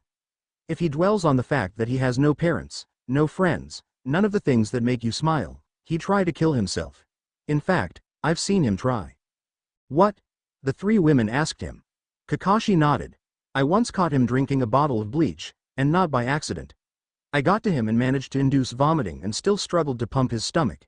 He was passed out, and I ended up taking him to the hospital. From what I heard, his first words upon regaining consciousness were, "Why won't I die?" Sakura, Haku, and Kushina gasped, and all three shed a tear for him, Kushina crying the most. Naruto's not like Sasuke Sakura, he doesn't sulk in his pain. He ignores it because when he does sulk, that is what he does. He looks for a way to just end it, or at least he did. He's tried other ways to kill himself but none worked. The only way he hasn't tried is letting people in Konoha kill him themselves, and that's because he won't give them that satisfaction. Nothing he's done has worked, like the Kyuubi won't let him die. So Naruto is basically forced to live through a nightmare. He smiles and acts like nothing's wrong because it's the only way to make his life tolerable. Can you imagine living a life where every day people tell you they wish you were dead, and so few people tell you they're happy to see you? Odds are even you'd consider killing yourself too. I know that feeling. Haku mentioned. Sakura looked between Haku and Kakashi and even glanced at Kushina for a moment, during which she didn't say a word. Then suddenly, she ran out of the room and into the nearest bathroom. What's wrong with her? Haku asked. Kakashi could hear the sound of retching. I think she understands the gravity of the situation. Naruto was back in the clearing where he first met Haku, there only because it was the only place he could think to go right now. At the moment he was fighting with his clones in what couldn't at all be considered a spar. A more accurate description was just beating the crap out of someone. Naruto was just so angry and emotional he had to get it out of his system. He was good at suppressing his negative emotions, but this was one of those times where he just couldn't anymore and had to vent. With nothing else to vent on, he created a bunch of clones and they all proceeded to just hit each other senseless. Physical pain was better to experience than emotional pain since it faded quicker in his eyes. After 2 minutes, all clones were gone and Naruto was on the ground panting and sore, and still angry. So he created more clones and started it all over again. This time it only lasted 1 minute and Naruto was starting to bleed, but he still wasn't satisfied. I like a battle as much as the next veneer, but this is just self-abuse. Freya noted as she stepped out of the foliage. Kushina requested she wait outside Tazuna's house and observe Naruto if the boy left the house for any reason. Naruto saw her and was in no mood for interacting with anyone right now. Get lost. My, few men have the balls to talk to me like that. I like you boy, but I need to see what you can do. Want me to tell you what you really are? I know what I am. An unwanted, unloved, nobody. You've got self-worth issues. I'm going to have to work on that. Not good to have a Valkyrie that hates themselves. A what? Naruto asked, not understanding her. That's what you are, son of Kushina Uzumaki. You are a Valkyrie. A living and male Valkyrie too, something that until yesterday never existed. But if you cooperate and listen to me, you could become quite possibly the most powerful mortal in the realm of Midgard. You could become quite possibly the most powerful mortal in the realm of Midgard. Freya smiled after saying that, waiting to see his reaction. Why would I want that? Huh? Freya asked, genuinely confused by that question. Why wouldn't you? All I want is enough power to protect myself and those I care about.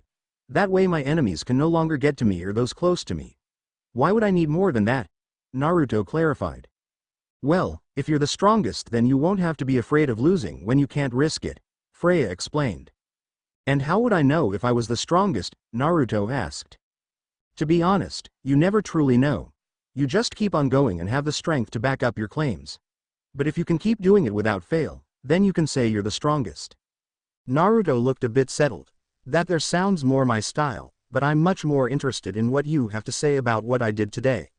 What was it again? You my boy are the most unusual thing I've ever seen, a living male Valkyrie.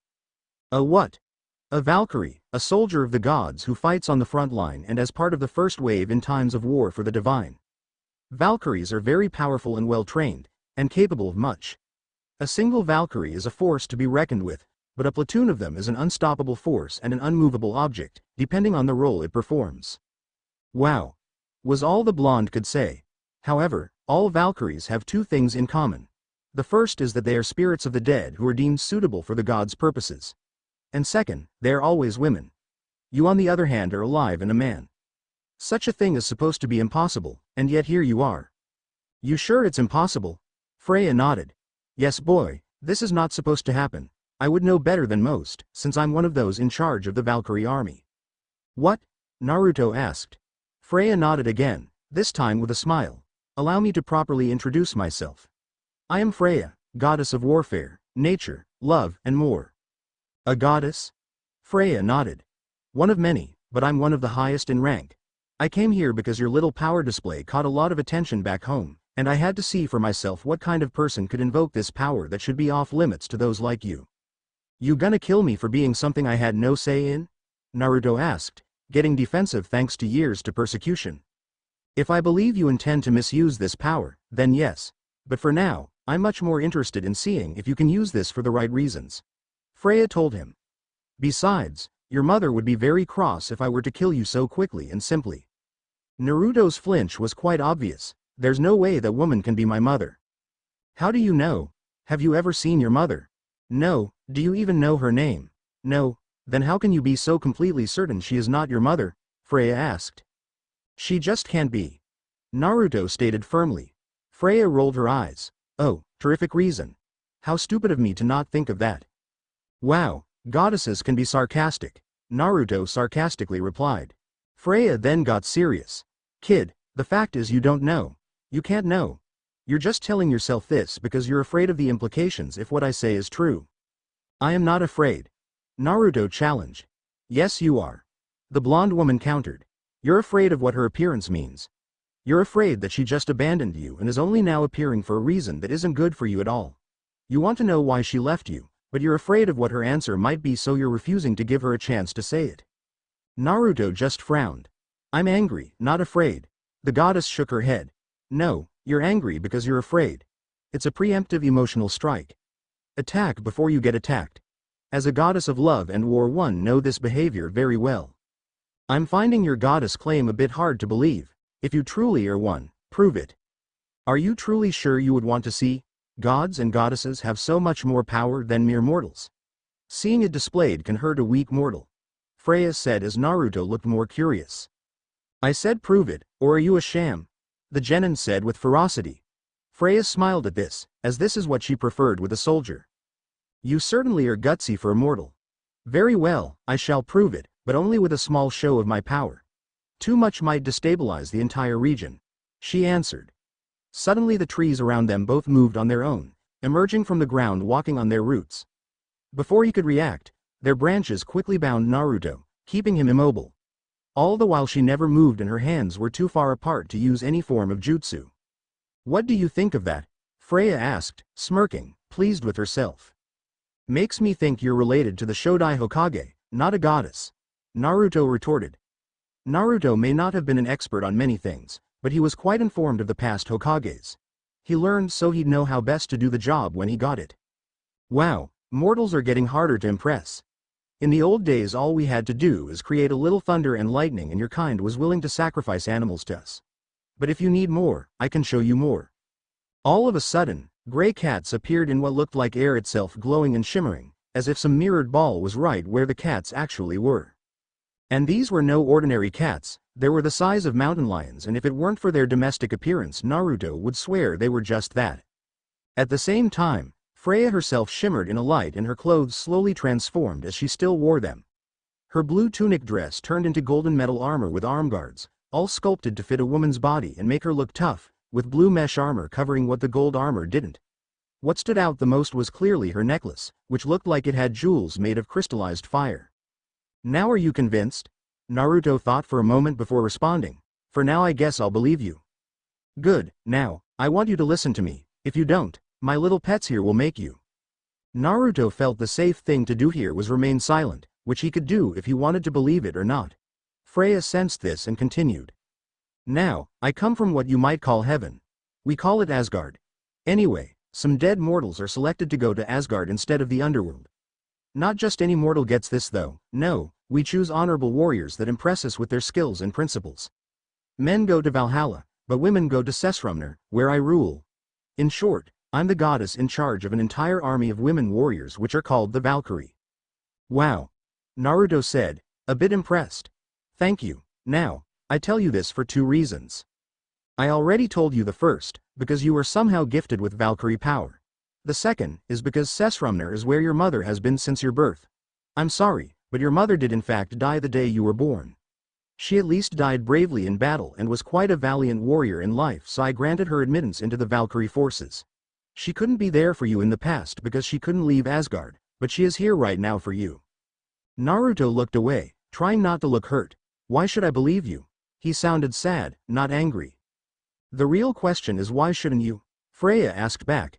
Kid, you have no way to really prove me wrong, and I don't really have much to gain by lying to you.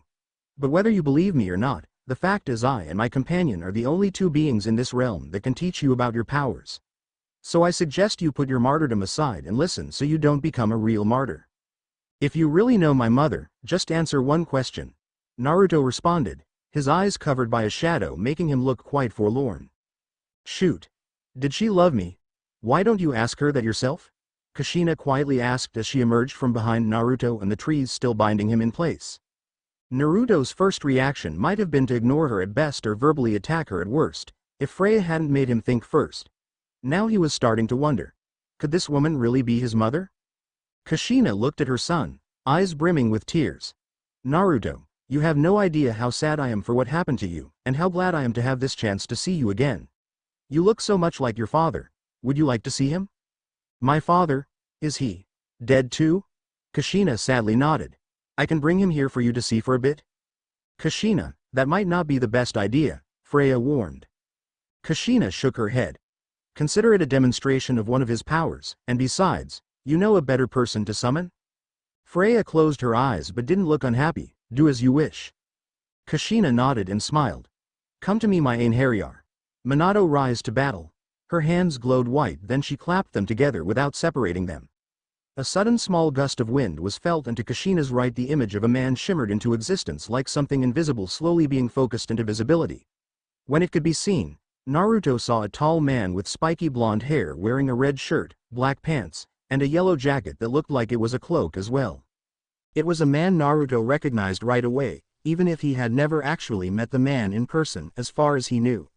And no way. No freaking way. Naruto? Is that you? The aforementioned blonde's eyes shifted between the man and woman in front of him.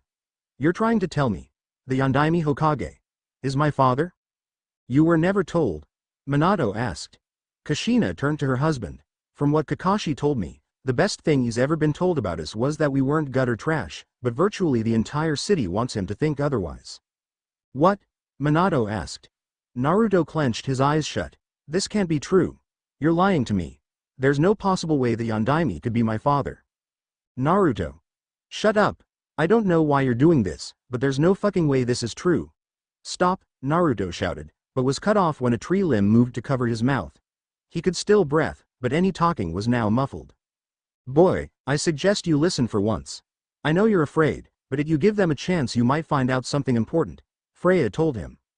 Kushina and Minato looked hurt for their son but didn't free him from this entrapment.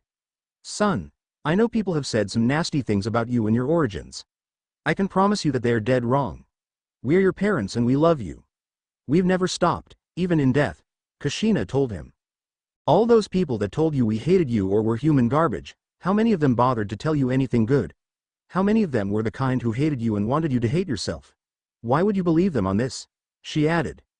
Probably because it was the only thing he was told. Freya commented. Anyone would believe a lie if they were never told anything else. Naruto, we are telling you the truth. You are our son. Minato stated.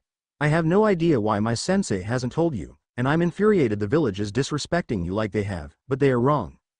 Naruto, let me tell you exactly why we haven't been around for you. Kushina started. You see, you're actually not the first person to contain the Kyuubi. His eyes widened but she didn't stop.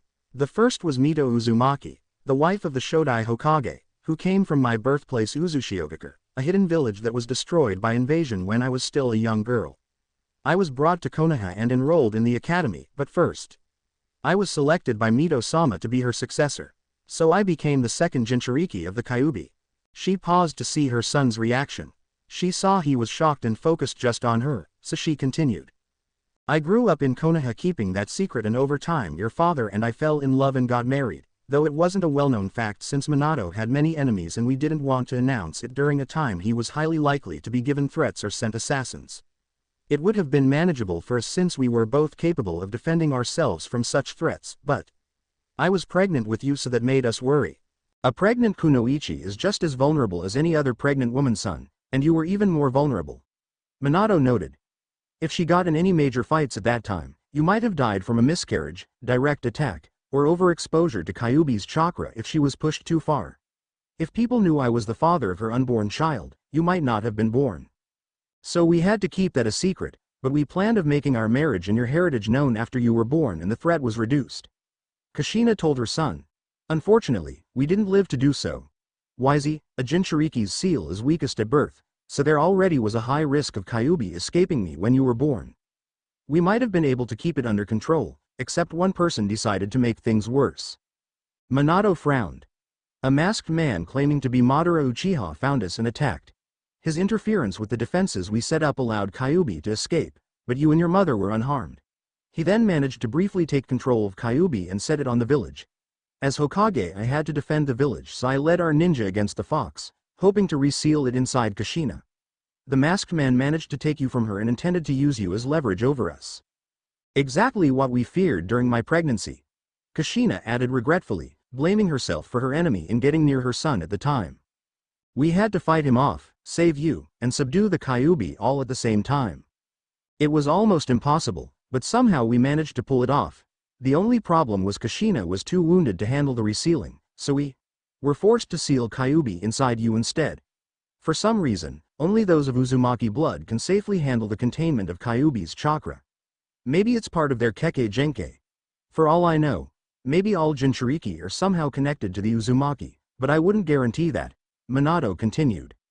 Anyway, Kyuubi saw what he planned and tried to kill you. Kushina interjected. We reacted at the same time. We both took the hit for you, a lethal hit, but we were shielding you and holding Kyuubi in place just long enough to reseal him. We knew we wouldn't survive and we were sad to die, but we were placated by the fact you would live and hopefully be happy and seen as a hero. We left specific instructions regarding your care and education, but from what Kakashi tells me, someone decided to do things their own way instead. So that's it, Naruto. Minato told him. We died, but we did everything we could to ensure you were born safely and got to live. Does that sound like something to be angry about? Freya decided now was a good time to let the young blonde speak, and so she freed him from the trees and let them root themselves back in their proper places. Her cats stayed though. Naruto just stood here, taking a brief moment to re-establish his footing since he had been held up for the past few minutes. After that he just stared at his parents, not sure what to say to them. They themselves were silently awaiting his reaction, hoping he would now accept them. After a moment, Naruto just hung his head. Why now? Why is it only now that you show up? Couldn't you have done it sooner, even before I did that Valkyrie thing? Kushina knelt before him and gingerly placed her hand on his cheek. She was glad that he didn't reject the touch. Son, you must understand, we're dead. Both of us. We can't come and go as we please. We needed permission from the gods to come here, and your power usage was the only thing that made them give us that permission. I wish we could have come sooner, but the gods won't let just anyone go for just any reason. Not even to see our orphan child is a good enough reason for them. So you'll have to go back soon? He asked, ready to cry. Kushina already was crying. I'm afraid so, Naruto. I'm here to help you get a grip on your power and make sure you learn how and why to use it properly, but I can't stay forever. At best, you'll be given visits from her for 1 day per month, mostly to evaluate your skills and progress. And since your father is her Einherjar, you don't have to worry about him never showing up either. Freya told him. For now though, Kushina can be with you for 1 week to get you started. After that week ends, it will be 30 days before she will return to see you, no sooner. 1 day a month? That's it? Naruto asked. I think I know a way to make it easier. Kushina offered. Freya, can I share Minato with Naruto? The goddess's eyes widened.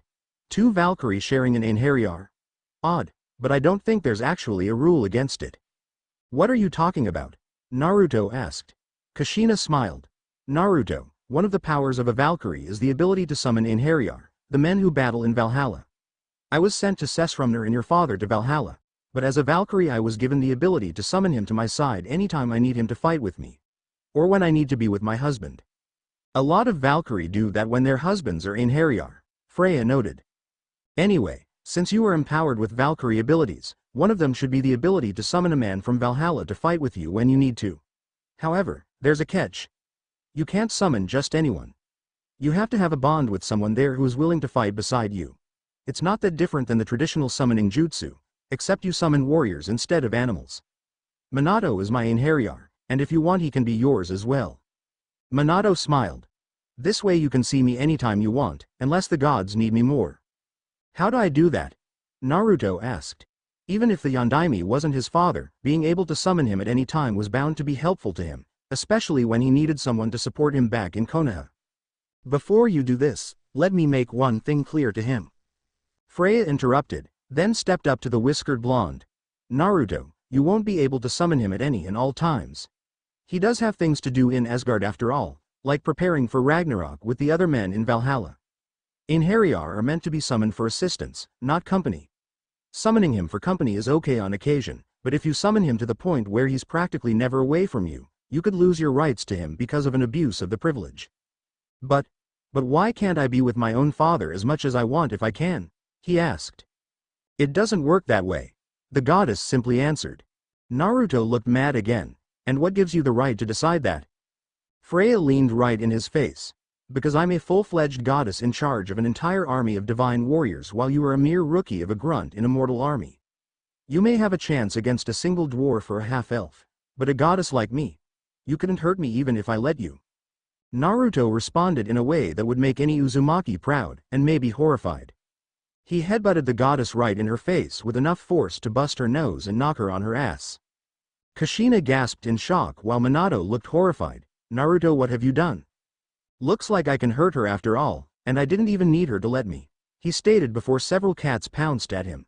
He responded with as many shadow clones that grabbed the cats and punched them in their jaws, knocking them out.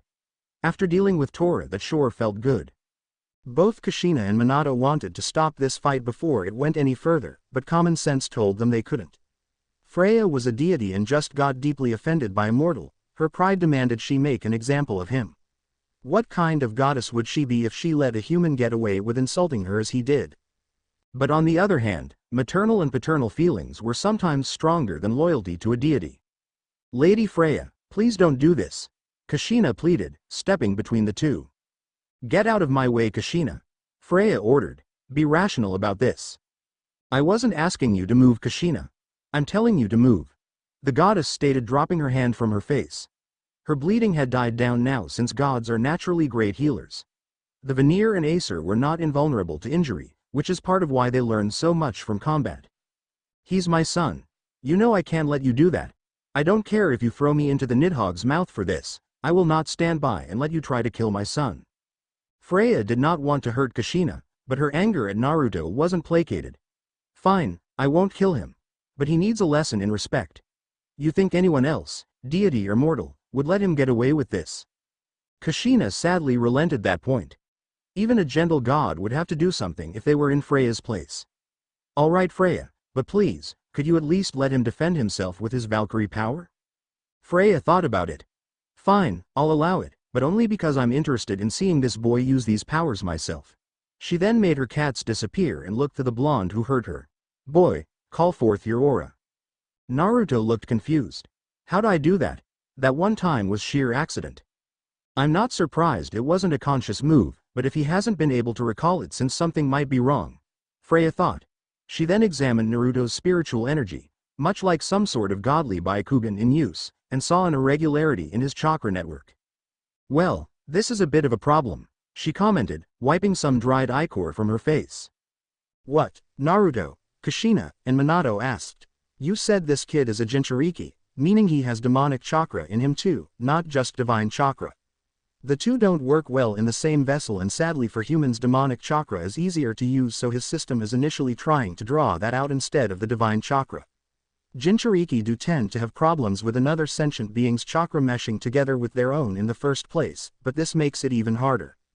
Then how did I use it in the first place? Naruto asked. If I had to guess, I'd say for a moment your access to demonic chakra was blocked. Did you experience anything that could have affected your chakra network itself? Naruto closed his eyes and thought it over. The last thing to happen to me before that strange experience was Haku hitting me with a lot of needles. Her attack just might have hit your chakra network in a way to briefly boost your divine chakra long enough for one use, and now that you're healed you can't recall it as easily. Freya mused. What a huge feat. Had her aim been even slightly off for just one needle, this might never have happened. So you're saying I can never do that again? Naruto asked. Freya shook her head. No, but you need an adjustment so you don't have to keep getting hurt to use it. Kushina, you and your husband need to alter this seal. The Kyuubi's energy is interfering with his other powers, and for the Allfather's sake give him a weapon. It's not much of a punishment if he doesn't have something to help him learn from it. Yes, milady. Kushina and Minato bowed. Naruto, please show us the seal.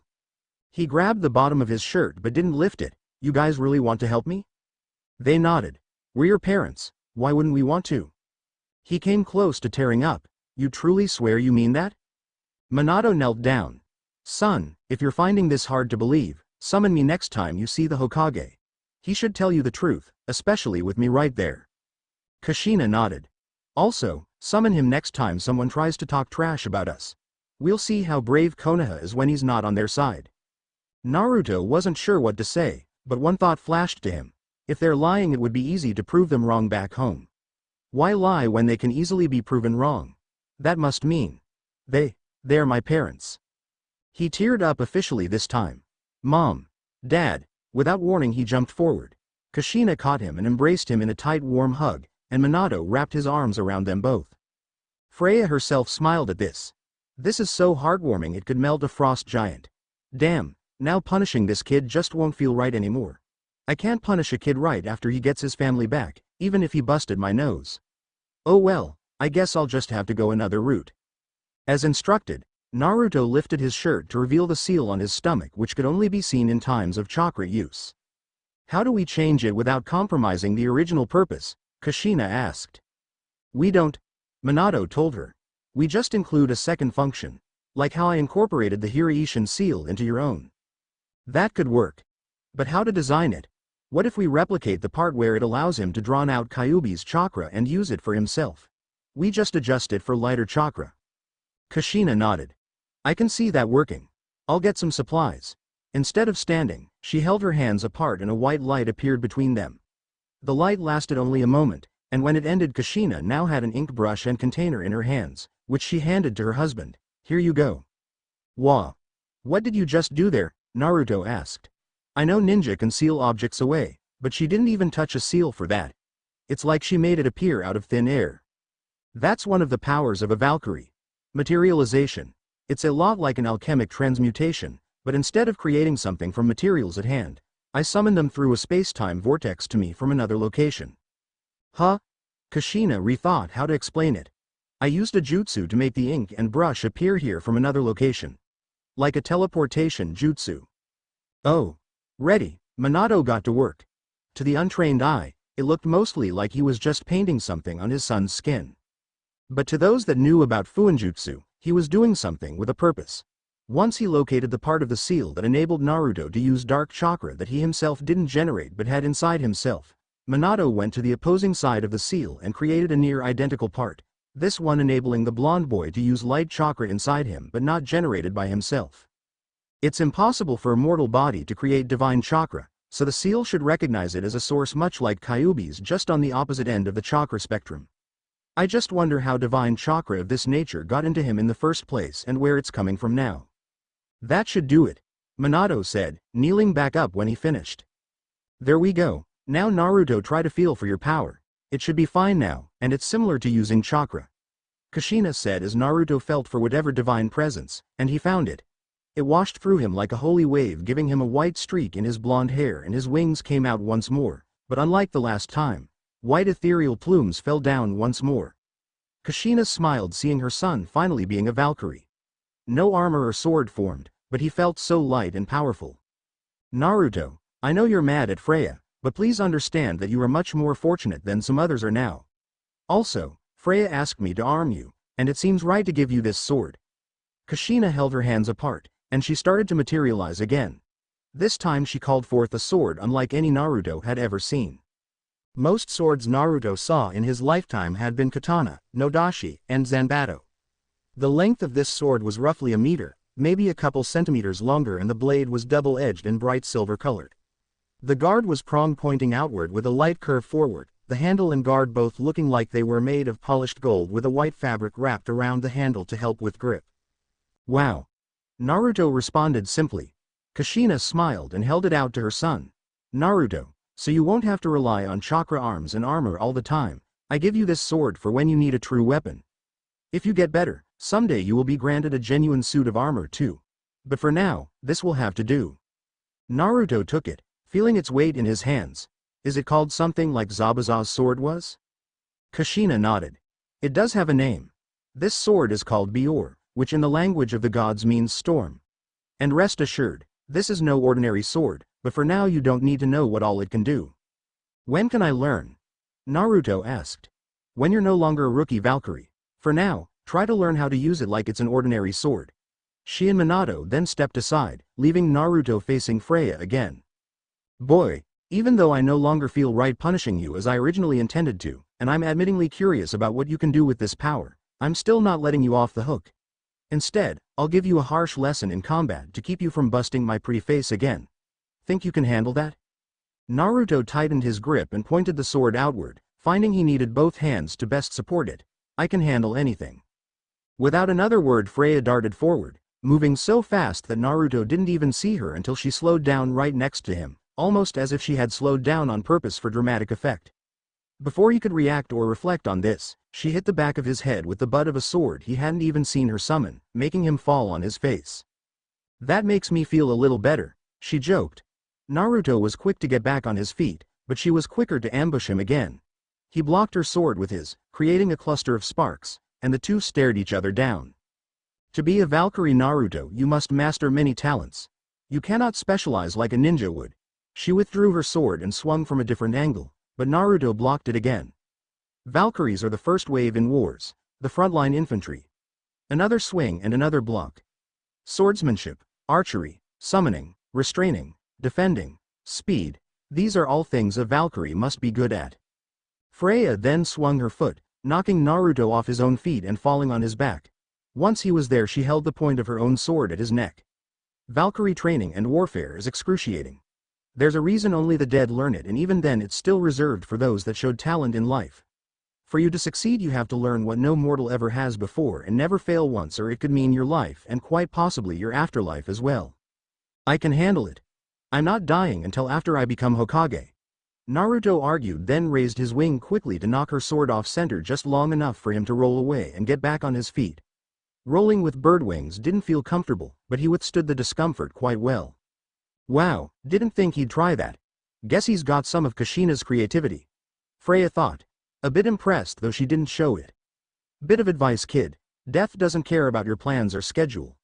I understand your intentions behind your words and admire your resolve, but I'm just warning you not to take them too literally.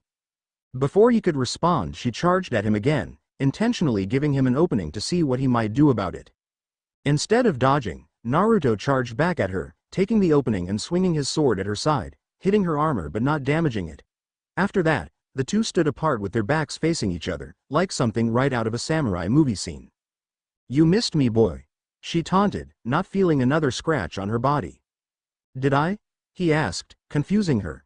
Freya looked herself over, then heard a tear. Next thing she knew, her armor plating fell off her, leaving her bare chest and back exposed to the entire world. Minato and Kushina were wide-eyed to see this result, while Naruto smirked triumphantly, still looking away. Freya herself screamed in embarrassment and covered her large B-cup breasts with her arms. He actually cut the leather clasps that keep my torso armor tied together. I've never been more humiliated in all my life. Glaring at the boy, she held her sword while keeping her left arm over her breasts. As much as she wanted to cover herself up again, she wanted to end this so-called spar first and teach this mortal his place like she originally intended to before Kushina begged for mercy. Charging forward with intent to wound, he heard her approach and moved to block her attack. She aimed her sword for his shoulder and he had to jump to dodge. While he was dodging, she swiftly swung towards him, figuring he couldn't dodge this time. At that moment, both fighters remembered he now had wings and he took to the air, thus only receiving a cut on his left pant leg instead of his body.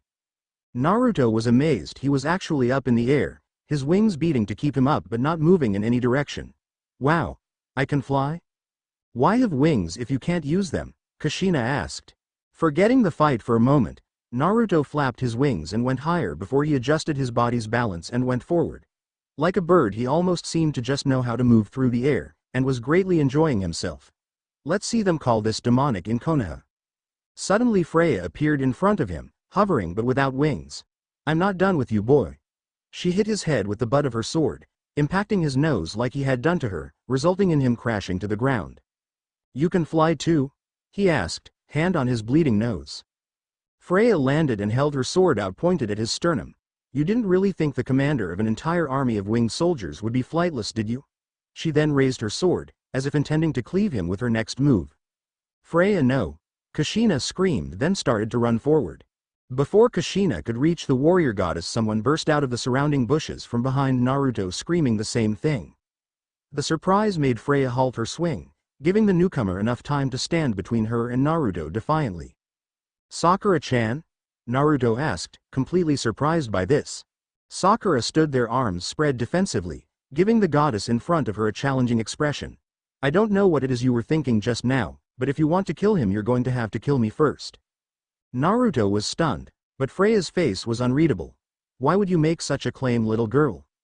I don't need to justify my actions to you. All you need to know is I will not stand down.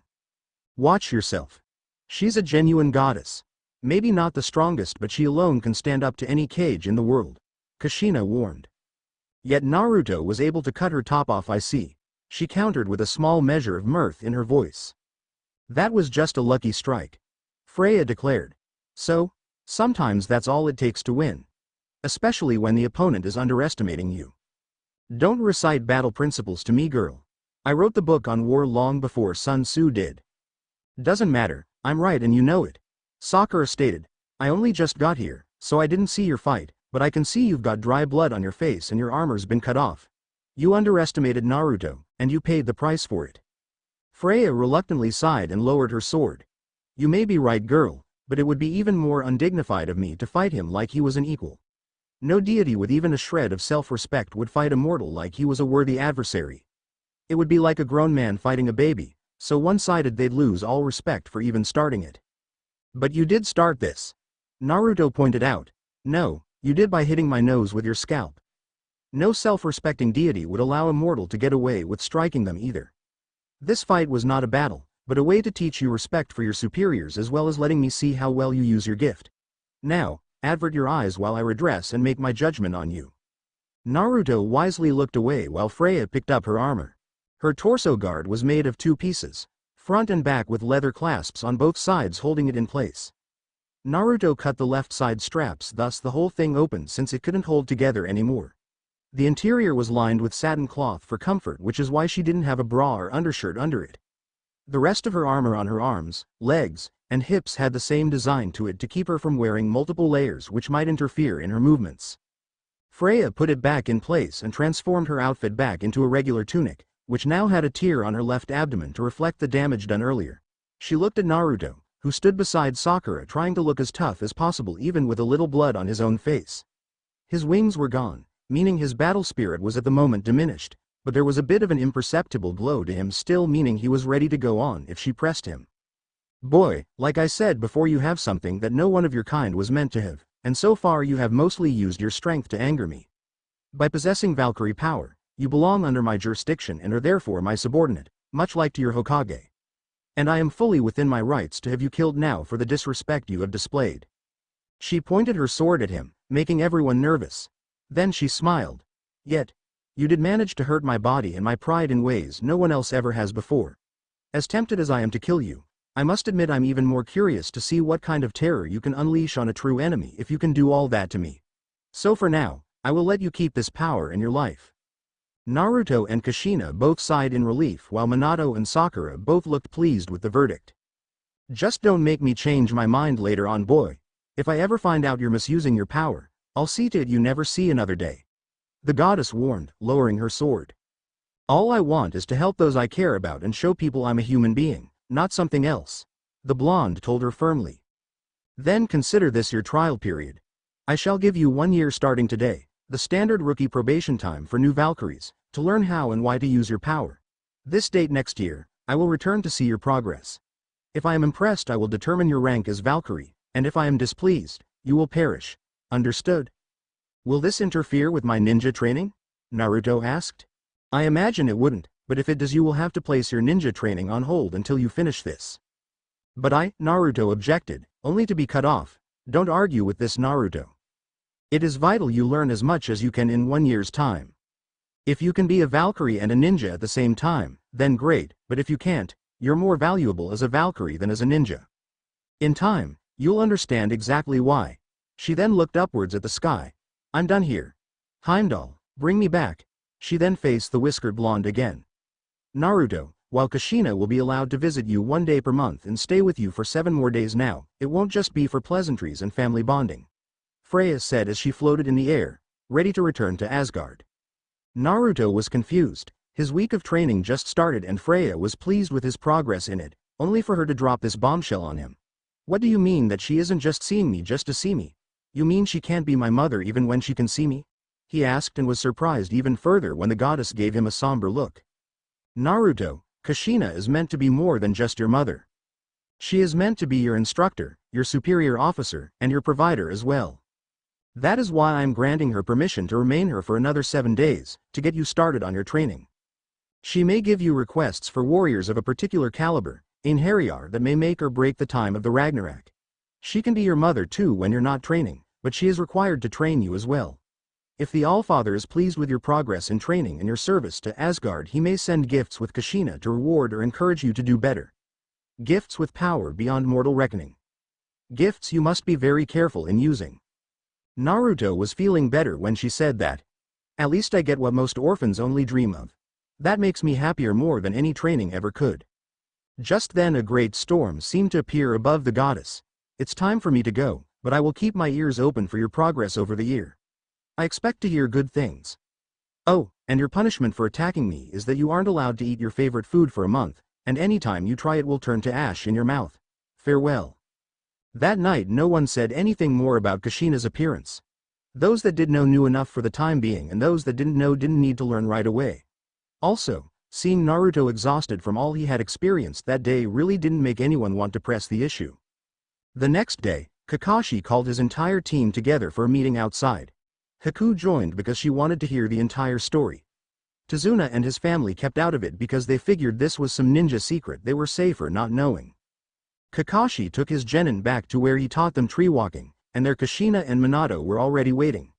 This time everyone could clearly see who they were, and while Sakura yesterday had gotten a glimpse, she had been too preoccupied with Freya and Naruto to truly notice who Naruto's father was. Once Sakura and Sasuke got a good look at him this time, they froze. Of course they recognized him. Every student in the academy would, since he was paraded around Konoha as the greatest man to ever come out of it. Not recognizing him would be like not recognizing the daimyo when you saw him. How is the Yondaime here? Sakura asked, being the only one who could. Sasuke's jaw was heavily bandaged, so speaking was impossible for him until they returned to Konoha where a proper medic could treat him. He's my personal summons. My husband. Why wouldn't he be here with me? Kushina asked. Naruto's father is the Yondaime? Sakura asked, quickly seeing the resemblance between the two. What? This cannot be. Sasuke thought, livid and skeptical. He could not deny the physical resemblance between the two with them both in the same area, but the idea of Naruto being a Hokage's son did not sit well with him. It implied many things that did not fit into his paradigm. Haku didn't have much of an opinion on this, but knew this was a time to be respectful. Rest assured you all that I am the real thing. Minato told them. And my son now has the ability to summon me to assist him when he needs me. Just don't overuse the privilege, Naruto. Summon? Haku asked. Minato nodded. Yes. You see, my wife and I are dead spirits in service of the gods, but Naruto has awakened a unique ability to summon me when he's in need of my skills. He can also summon other Einherjar in time. Einherjar? Sakura repeated poorly, unfamiliar with the foreign word. Einherjar. It's a male warrior for the gods that was once a mortal male whose skills in battle in their life impressed the gods and earned them a place in what you might call heaven's barracks. Basically I'm now a warrior angel, and so is my wife, though she's called a Valkyrie, the female version, Minato explained. So Naruto can summon angels? Haku asked. Sort of, but it's not that simple. Kushina answered. Naruto can only summon the Einherjar, the male angels, and even then he has to prove to the Einherjar that he's someone worth fighting with. Just like with any normal summons, Kakashi commented. Exactly. So is that why Naruto looked like an angel the other day? Sakura asked. Honestly, I have no idea what caused that in him, but I think his summoning ability is a side effect, not the cause. Kushina answered. Since he couldn't speak, Sasuke had been given a notepad and pen to tell others what he couldn't say. He handed Kushina a note that read, "What exactly can he do? If he has all the same powers I do, and right now I have little reason to believe otherwise, then there are a lot of things he can accomplish." Kushina answered. However, it would be best not to say too much on the subject right now. Why not? Sakura asked. Beating Sasuke did. Mostly it's a security risk. My son's power has a lot of uncertain variables to it, so the less broadcasted it is the better. As teammates you two should be allowed to know some of it, but not so much you pose a risk to him or yourselves for others wanting to learn too. This is actually standard security procedure, Kakashi interjected. One of the easiest ways to learn about your enemy is to attack their teammates and get the answers out of them, so when you face the actual enemy you're better prepared. As teammates you are all expected to know a little about what skills each of you has and how each of you best uses those skills, but if you know too much you put yourself and your teammates at risk in this manner. So until you three are better able to defend yourselves and have gained some T&I resistance training in, you should only know the core basics about each other. Would anyone really do that? Sakura asked. Every experienced ninja here gave her a look. You're kidding, right? Haku asked. It's one of the oldest tricks in the book. If you can't hurt someone directly, hurt them indirectly. It still feels wrong. Sakura said. Haku steeled her eyes. Right and wrong have no place in a life or death situation. You would be wise to remember that. Minato looked to his students. How well versed are they in what to expect on the job? I figured it was more important for them to learn how to work as a team before I told them how to work against enemies. Knowing what their enemy will do won't do them any good if they have no ability to counter it. Kakashi answered. Unfortunately, the enemy isn't going to wait for them to be ready to counter. This mission should be proof enough of that, Kushina stated. I suppose you're right, so what do you recommend? Kakashi asked. For now, how about I take the girls for a lesson and you and Minato take the boys? Then you can get them back to joint training afterwards? Kushina suggested. Do I have to? I ask because I'm not a part of their team nor an official ninja, Haku questioned. No, you don't have to, but it might be beneficial if you did. The older woman answered. So why don't you and this girl here come with me away from the boys for some girl talk? My name is Sakura, by the way, the pinkette clarified. Haku thought it over and shrugged. I guess a little female interaction once in a while won't kill me. With a nod of approval, Kushina led Sakura and Haku into a secluded part of the forest. Sakura, being the least experienced on them all, was the only one nervous about this, but reassured that she wasn't really in any danger here. Satisfied they had privacy, Kushina materialized 3 chairs and sat down in one while her audience took the other 2. Girls, as kunoichi there are things you must be prepared for. Haku, right? She asked to make sure she got the brunette's name right, and she nodded. Haku here should already know what to expect, but just to be sure I would like the opportunity to clarify. And you, Sakura, are still new to this business, so it's understandable you don't know every risk, but I'm getting the feeling that you don't know as much as you should. Why do you think that? Sakura asked. It's the look in your eyes, you look so unprepared. With all due respect, this is my first real mission, Sakura justified. True, but with all due respect, I've seen the eyes of others going on their first mission before several times. There's always a certain level of preparedness in their eyes and the way they carry themselves. It's a small amount due to inexperience and uncertainty, that's understandable. But right now, you look nothing like you did when you stood up to Freya last night. What do you mean? Sakura asked. Yesterday, when you stood up to her, you have a determination to you. You knew you had no chance of using force against her, but you held yourself like any veteran would.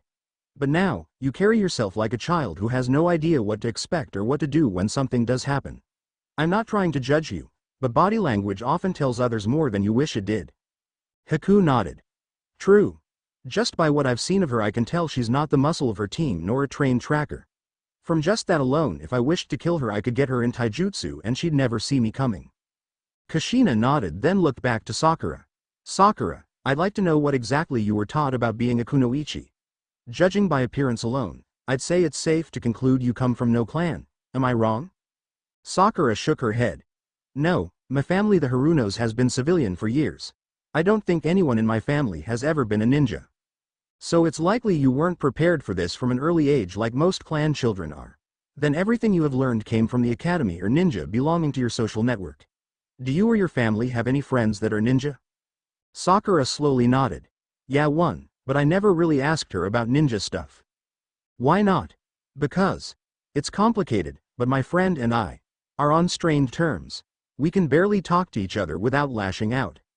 Kushina lightly frowned. Then why would you consider this person a friend if you can't even have a decent conversation with them?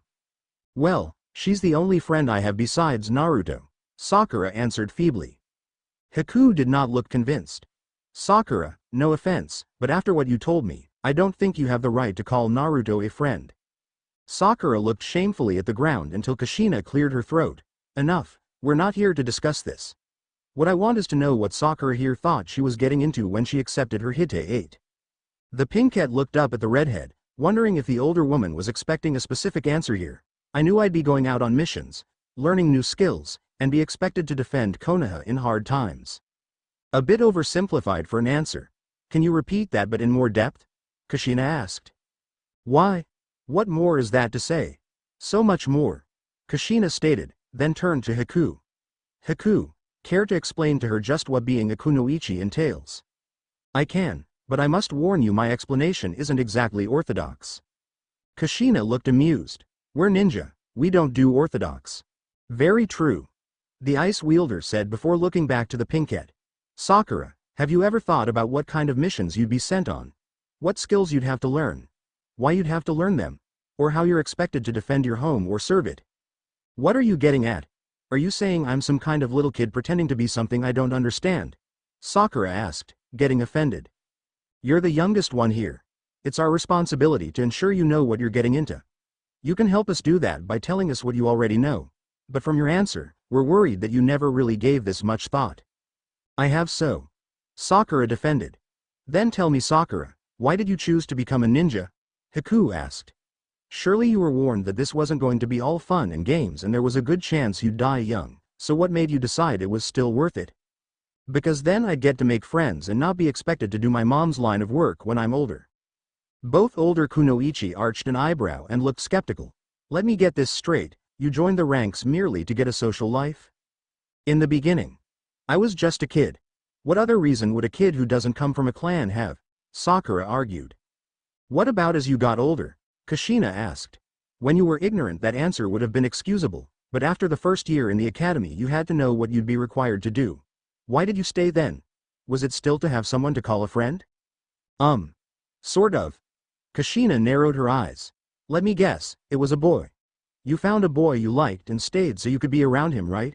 The Uzumaki matriarch was no stranger to fangirls. There were usually a couple in each class. What's wrong with that?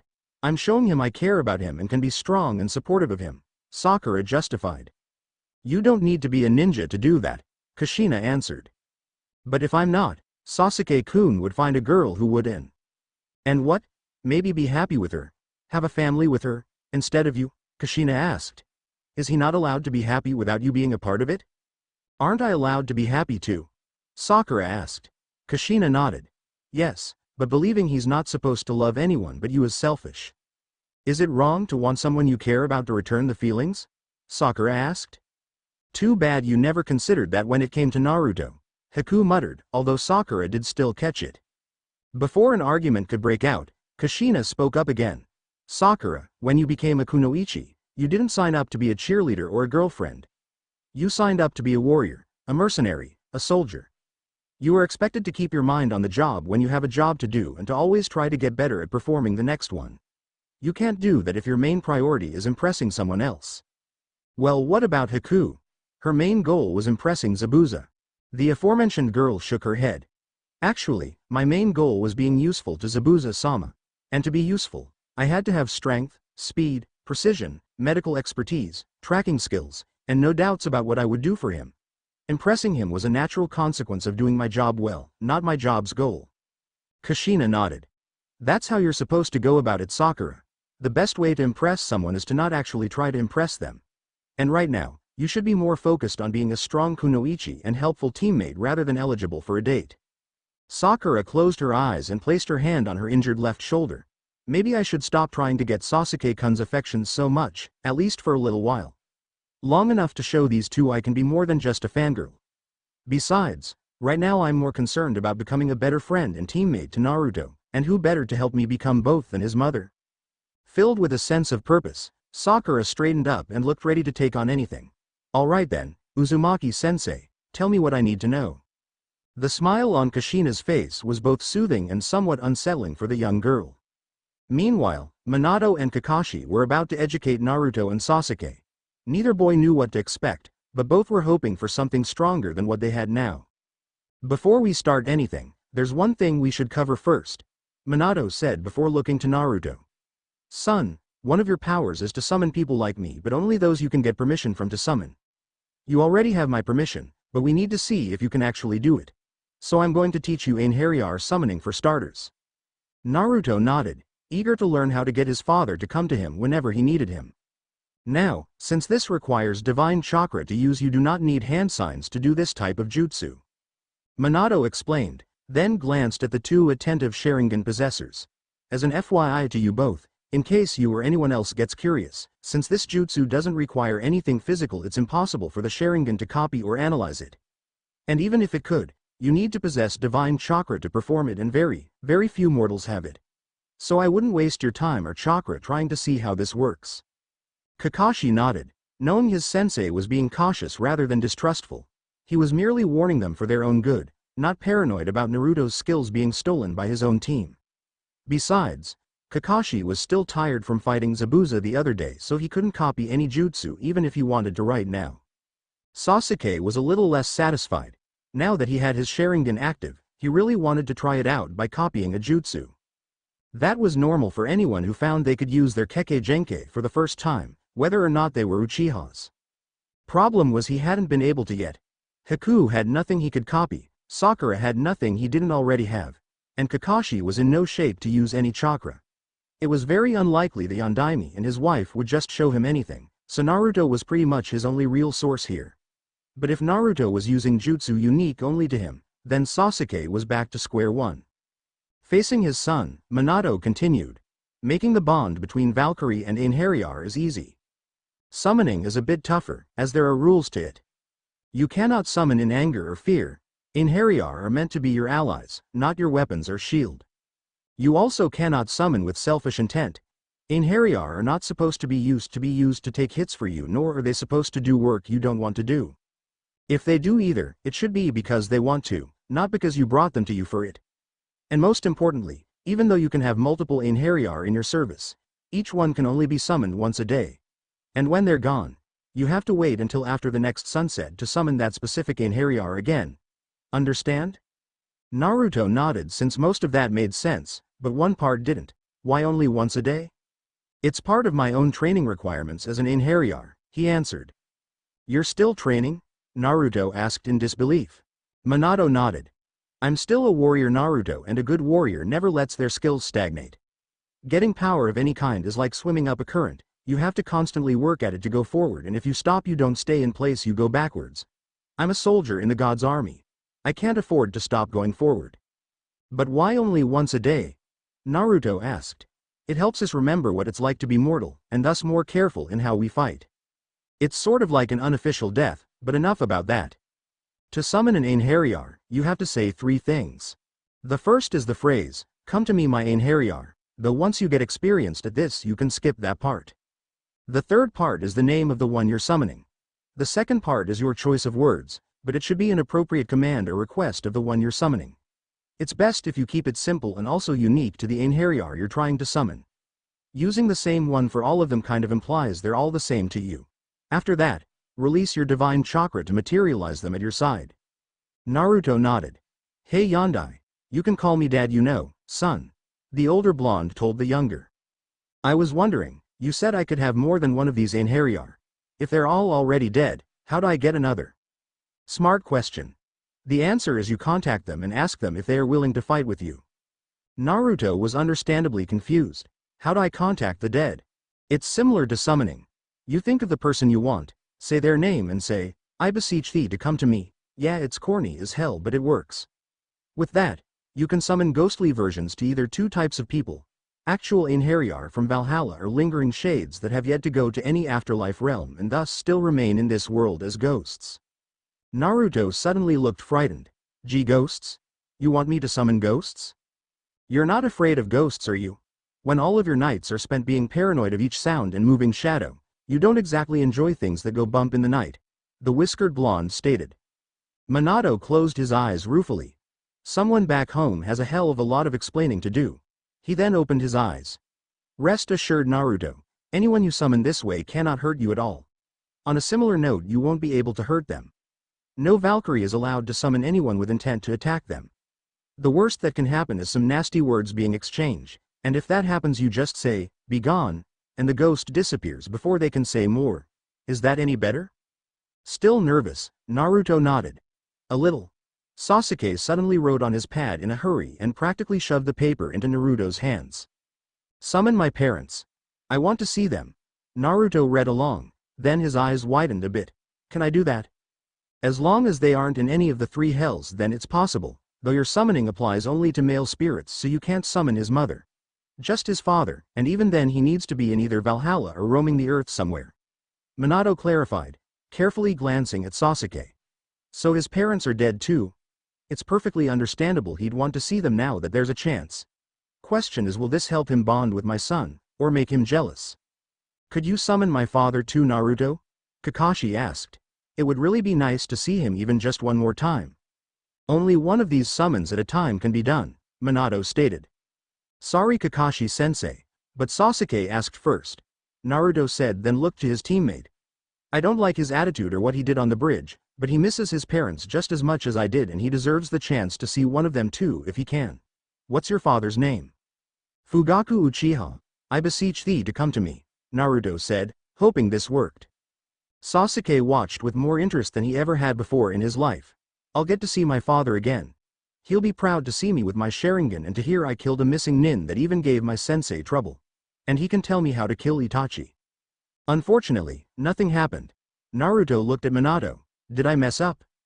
It works better if you can picture the person in your mind. Sasuke, could you provide a picture of this man? Bothered by the lack of a working summons, Sasuke frantically tried to draw his father's face from memory. It wasn't that hard, given he looked at an old photo of his parents practically every day since the massacre. When he finished he handed it to Naruto, his eyes saying what his mouth couldn't, you better succeed this time Dobi. Naruto looked at the surprisingly well-drawn portrait of Fugaku. Not exactly the happiest guy in the world, is he? Sasuke growled deep in his throat over this. Now Naruto. Kakashi tried to say. Sensei, look at the guy. Naruto replied, showing the picture of Fugaku. In it the deceased Uchiha was all but scowling. He looks like the stick up his ass as a cactus. Sasuke, if this is how you remember your father, I feel sorry for you. Outraged, Sasuke wrote down another note and forced Naruto to read it. At least my father raised me. Yours decided he'd rather die than have anything to do with you. Deeply offended by this, Naruto snarled and instantly started to pummel his teammate, who decided to pummel back. There was no semblance of ninja skills here, it was exactly like a child's playground beat down. Minato and Kakashi quickly broke it up and pulled the two apart. Hey, settle down. Dad, look what he wrote about you, Naruto said, grabbing the note and holding it up to him. Joyed that his son called him Dad, Minato ignored that for the moment and read the note. Once he did, he sympathized with his son. He handed the note to Kakashi and stared down at Sasuke. You've got a lot of nerve, young man, to say such a thing. I died to save my village so people like you and my son would still have a home. Now you apologize to my son right now. Sasuke HMMPHED and looked away, his pride refusing to let him admit he acted in the wrong even though he knew he had spoken, written in anger more than anything.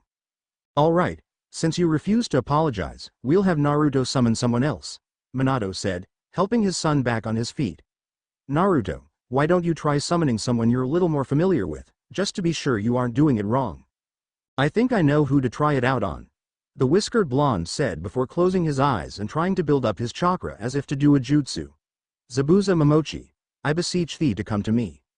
Kakashi and Sasuke were shocked he chose that particular person to summon, but could object. Mist started spewing out of the ground like there was a pocket of steam underground. The mist quickly took the form of a person, and features formed quickly too, until Zabuza Momochi was very recognizable, albeit transparent. What just happened to me? Zabuza asked, staring at his hands seeing how ethereal he was now. I brought you back to see if this works for me, Naruto said. Also I thought Haku might want to see you again. She's over there. He pointed to where the girls went off to. Zabuza looked that direction and nodded. Thanks kid, is she okay? She's mourning for you, but she's not suicidal, but I'm sure she'd appreciate this. Zabuza smiled. Thanks again, kid. From the corner of his eye he saw Sasuke, but before I go. He cocked his fist and punched Sasuke right in the jaw. Or he would have, if his hand didn't go right through the Uchiha's body. What the hell? You can't hurt others like this, nor can anyone hurt you. You won't get anything like a physical body unless you agree to be my son's Einherjar, a soldier under his command, Minato told the ghost. Zabuza looked at the blonde man. You're the Yondaime Hokage, right? And this kid's your son? Minato nodded. I guess there are worse things I could agree to, but I'm going to check on my apprentice first while I have the chance. Go ahead. Naruto told him. Zabuza wasted no time in leaving. Naruto then turned to Kakashi. Got a picture of your father? Not on me, but once we get back to Konoha, the cycloptic nin said, but stopped when he considered the implications. Sensei, some people in Konoha will try and push the CRA on him once they learn what he can do. Minato thought it over. You're right. What's the CRA? Naruto asked. Sasuke was half tempted to tell the blonde that he didn't want to know. He knew full well what the CRA was, but refused to enact it for himself yet because it would have turned the fangirls into fangirls in heat. But before he spoke, he briefly pictured Naruto chased by hordes of fangirls and mentally grinned. I doubt anyone would want him even then, and if there are girls dumb enough to want him, let the dobe see what it's like. CRA stands for Clan Restoration Act. It's one of the oldest laws in Konoha, but to this day it's never been enacted. Kakashi told his student, because Konoha has several clans with unique fighting styles, the CRA was put in place to be a way to keep them from dying out in case their numbers were greatly reduced. How does it work? Naruto asked. In the simplest terms, the last few members of the clan are given the right to have several wives or husbands, depending on their gender, and must have children with all of them, the number of wives in your case based on how many Uzumaki are left and how likely your children are to receive your bloodline. So in your case, I'd say no less than 4 wives would be possible for you. Naruto looked shocked, then revolted. Like even one girl wants to be around me. How can you expect more than one to even consider this? Naruto, you may be more desirable to women than you believe. Kakashi told him, mostly saying it to calm him down. I hope he doesn't ask for an example, because I'd be stressed to give him one. Naruto did not look convinced. Even if that was true, it's kind of an insult. Kakashi looked confused. How so? It's like Konoha's saying I have more value to them as a sperm donor than as a ninja. That I'm not worth training but my kids are.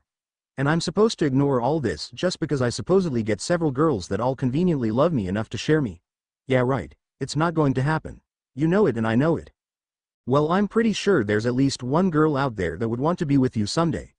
Minato told his son. What about your teammate, or the girl you saved? Naruto rolled his eyes. Yeah right, once Sasuke enacts this CRA for himself there won't be any girls left for me.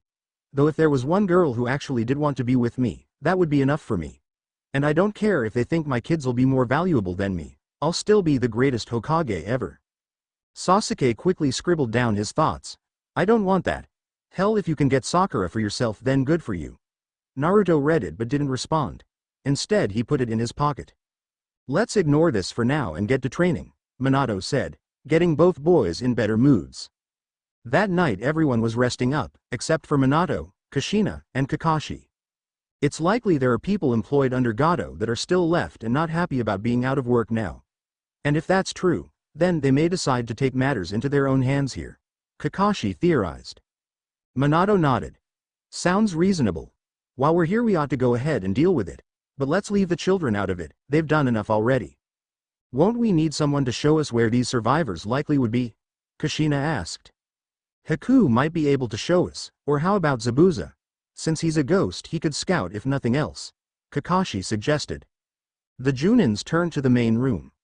Haku was happily interacting with the ghost of her mentor, glad to know she could see him again thanks to Naruto. And thanks to a photograph Tsunami provided. Naruto had managed to summon the ghost of Kaiza as well, greatly pleasing Inari. Sasuke was silently fuming that he didn't have his father back, but no one was paying attention to that. Hey Zabuza. Kushina called out, grabbing the missing nin's attention. Did you ever decide on if you want to be my son's Einherjar? The swordsman looked to his apprentice. Haku, what do you think of the boy? There's a lot to him I don't know yet, but what I do know makes me think he's a kindred spirit and not someone who'd want the worst for anyone.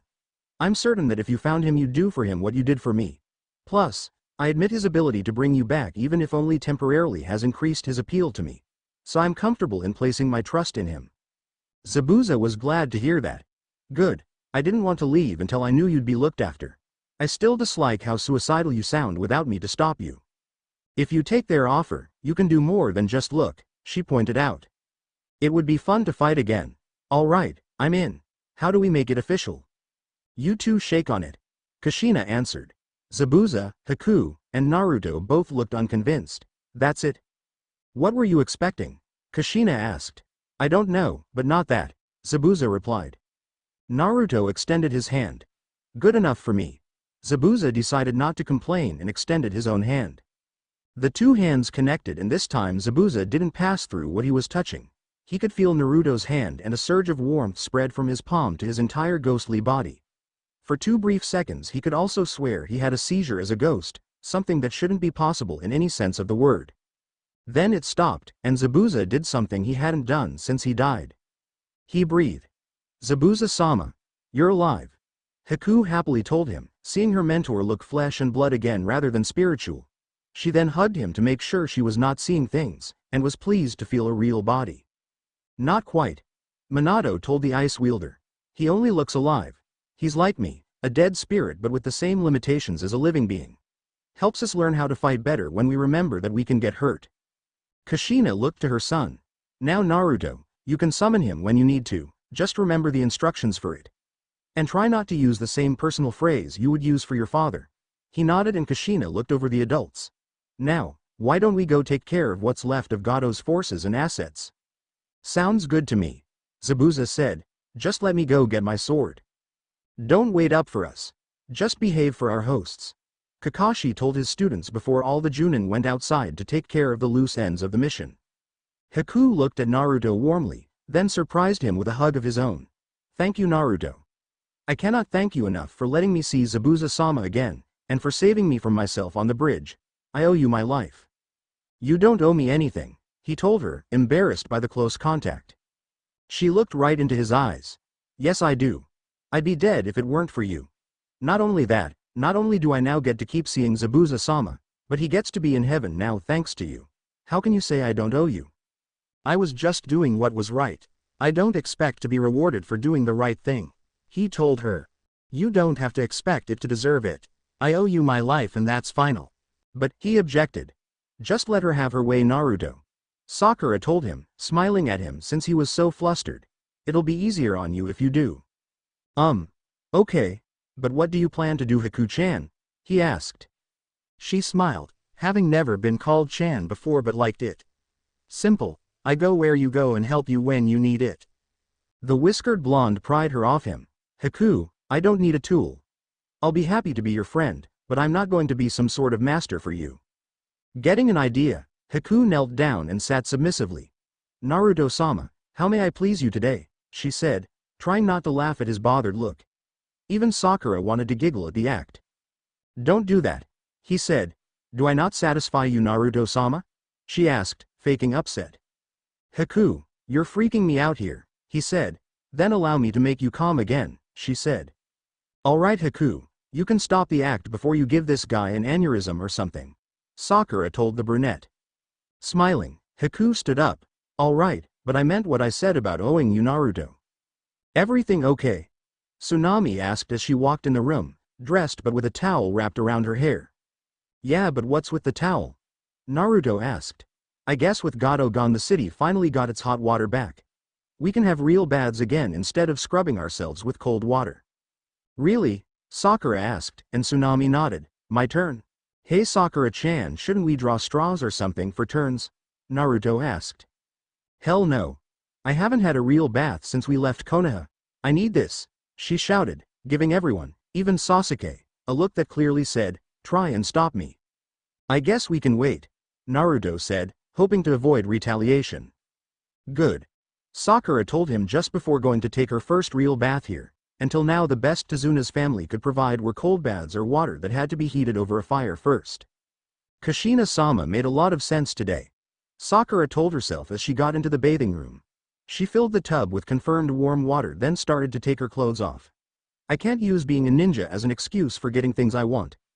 I need to actually work at getting stronger so I can support Naruto and Sasuke-kun, not drag them down because I want other things for myself. When she got into the water she sighed and looked at the ceiling. So what do I do to get stronger? Kushina-sama says a weak kunoichi is a dead or raped kunoichi and it's immature for me to assume that can only happen to other girls. Maybe Naruto would actually train with me if I stopped turning down his offers. Besides, it should help us get along better. I don't want there to be a problem between us, but how do I really fix it? She got her answer as something Naruto said came back to her, until Sasuke gets back on his feet. Then I'll just be an afterthought again. I'm glad she's being nice now, but I know it's just temporary.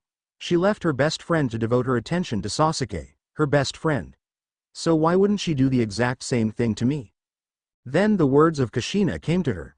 I sacrificed my life so he could live, and apparently the rest of the village have taken that sacrifice for granted. And from what I heard, so have you. I'm not going to let a little girl who only likes my son when no one else is around talk to me like she has a moral high ground. Is that the problem? Sakura asked herself. Does Naruto really think I'm not going to try and be his friend?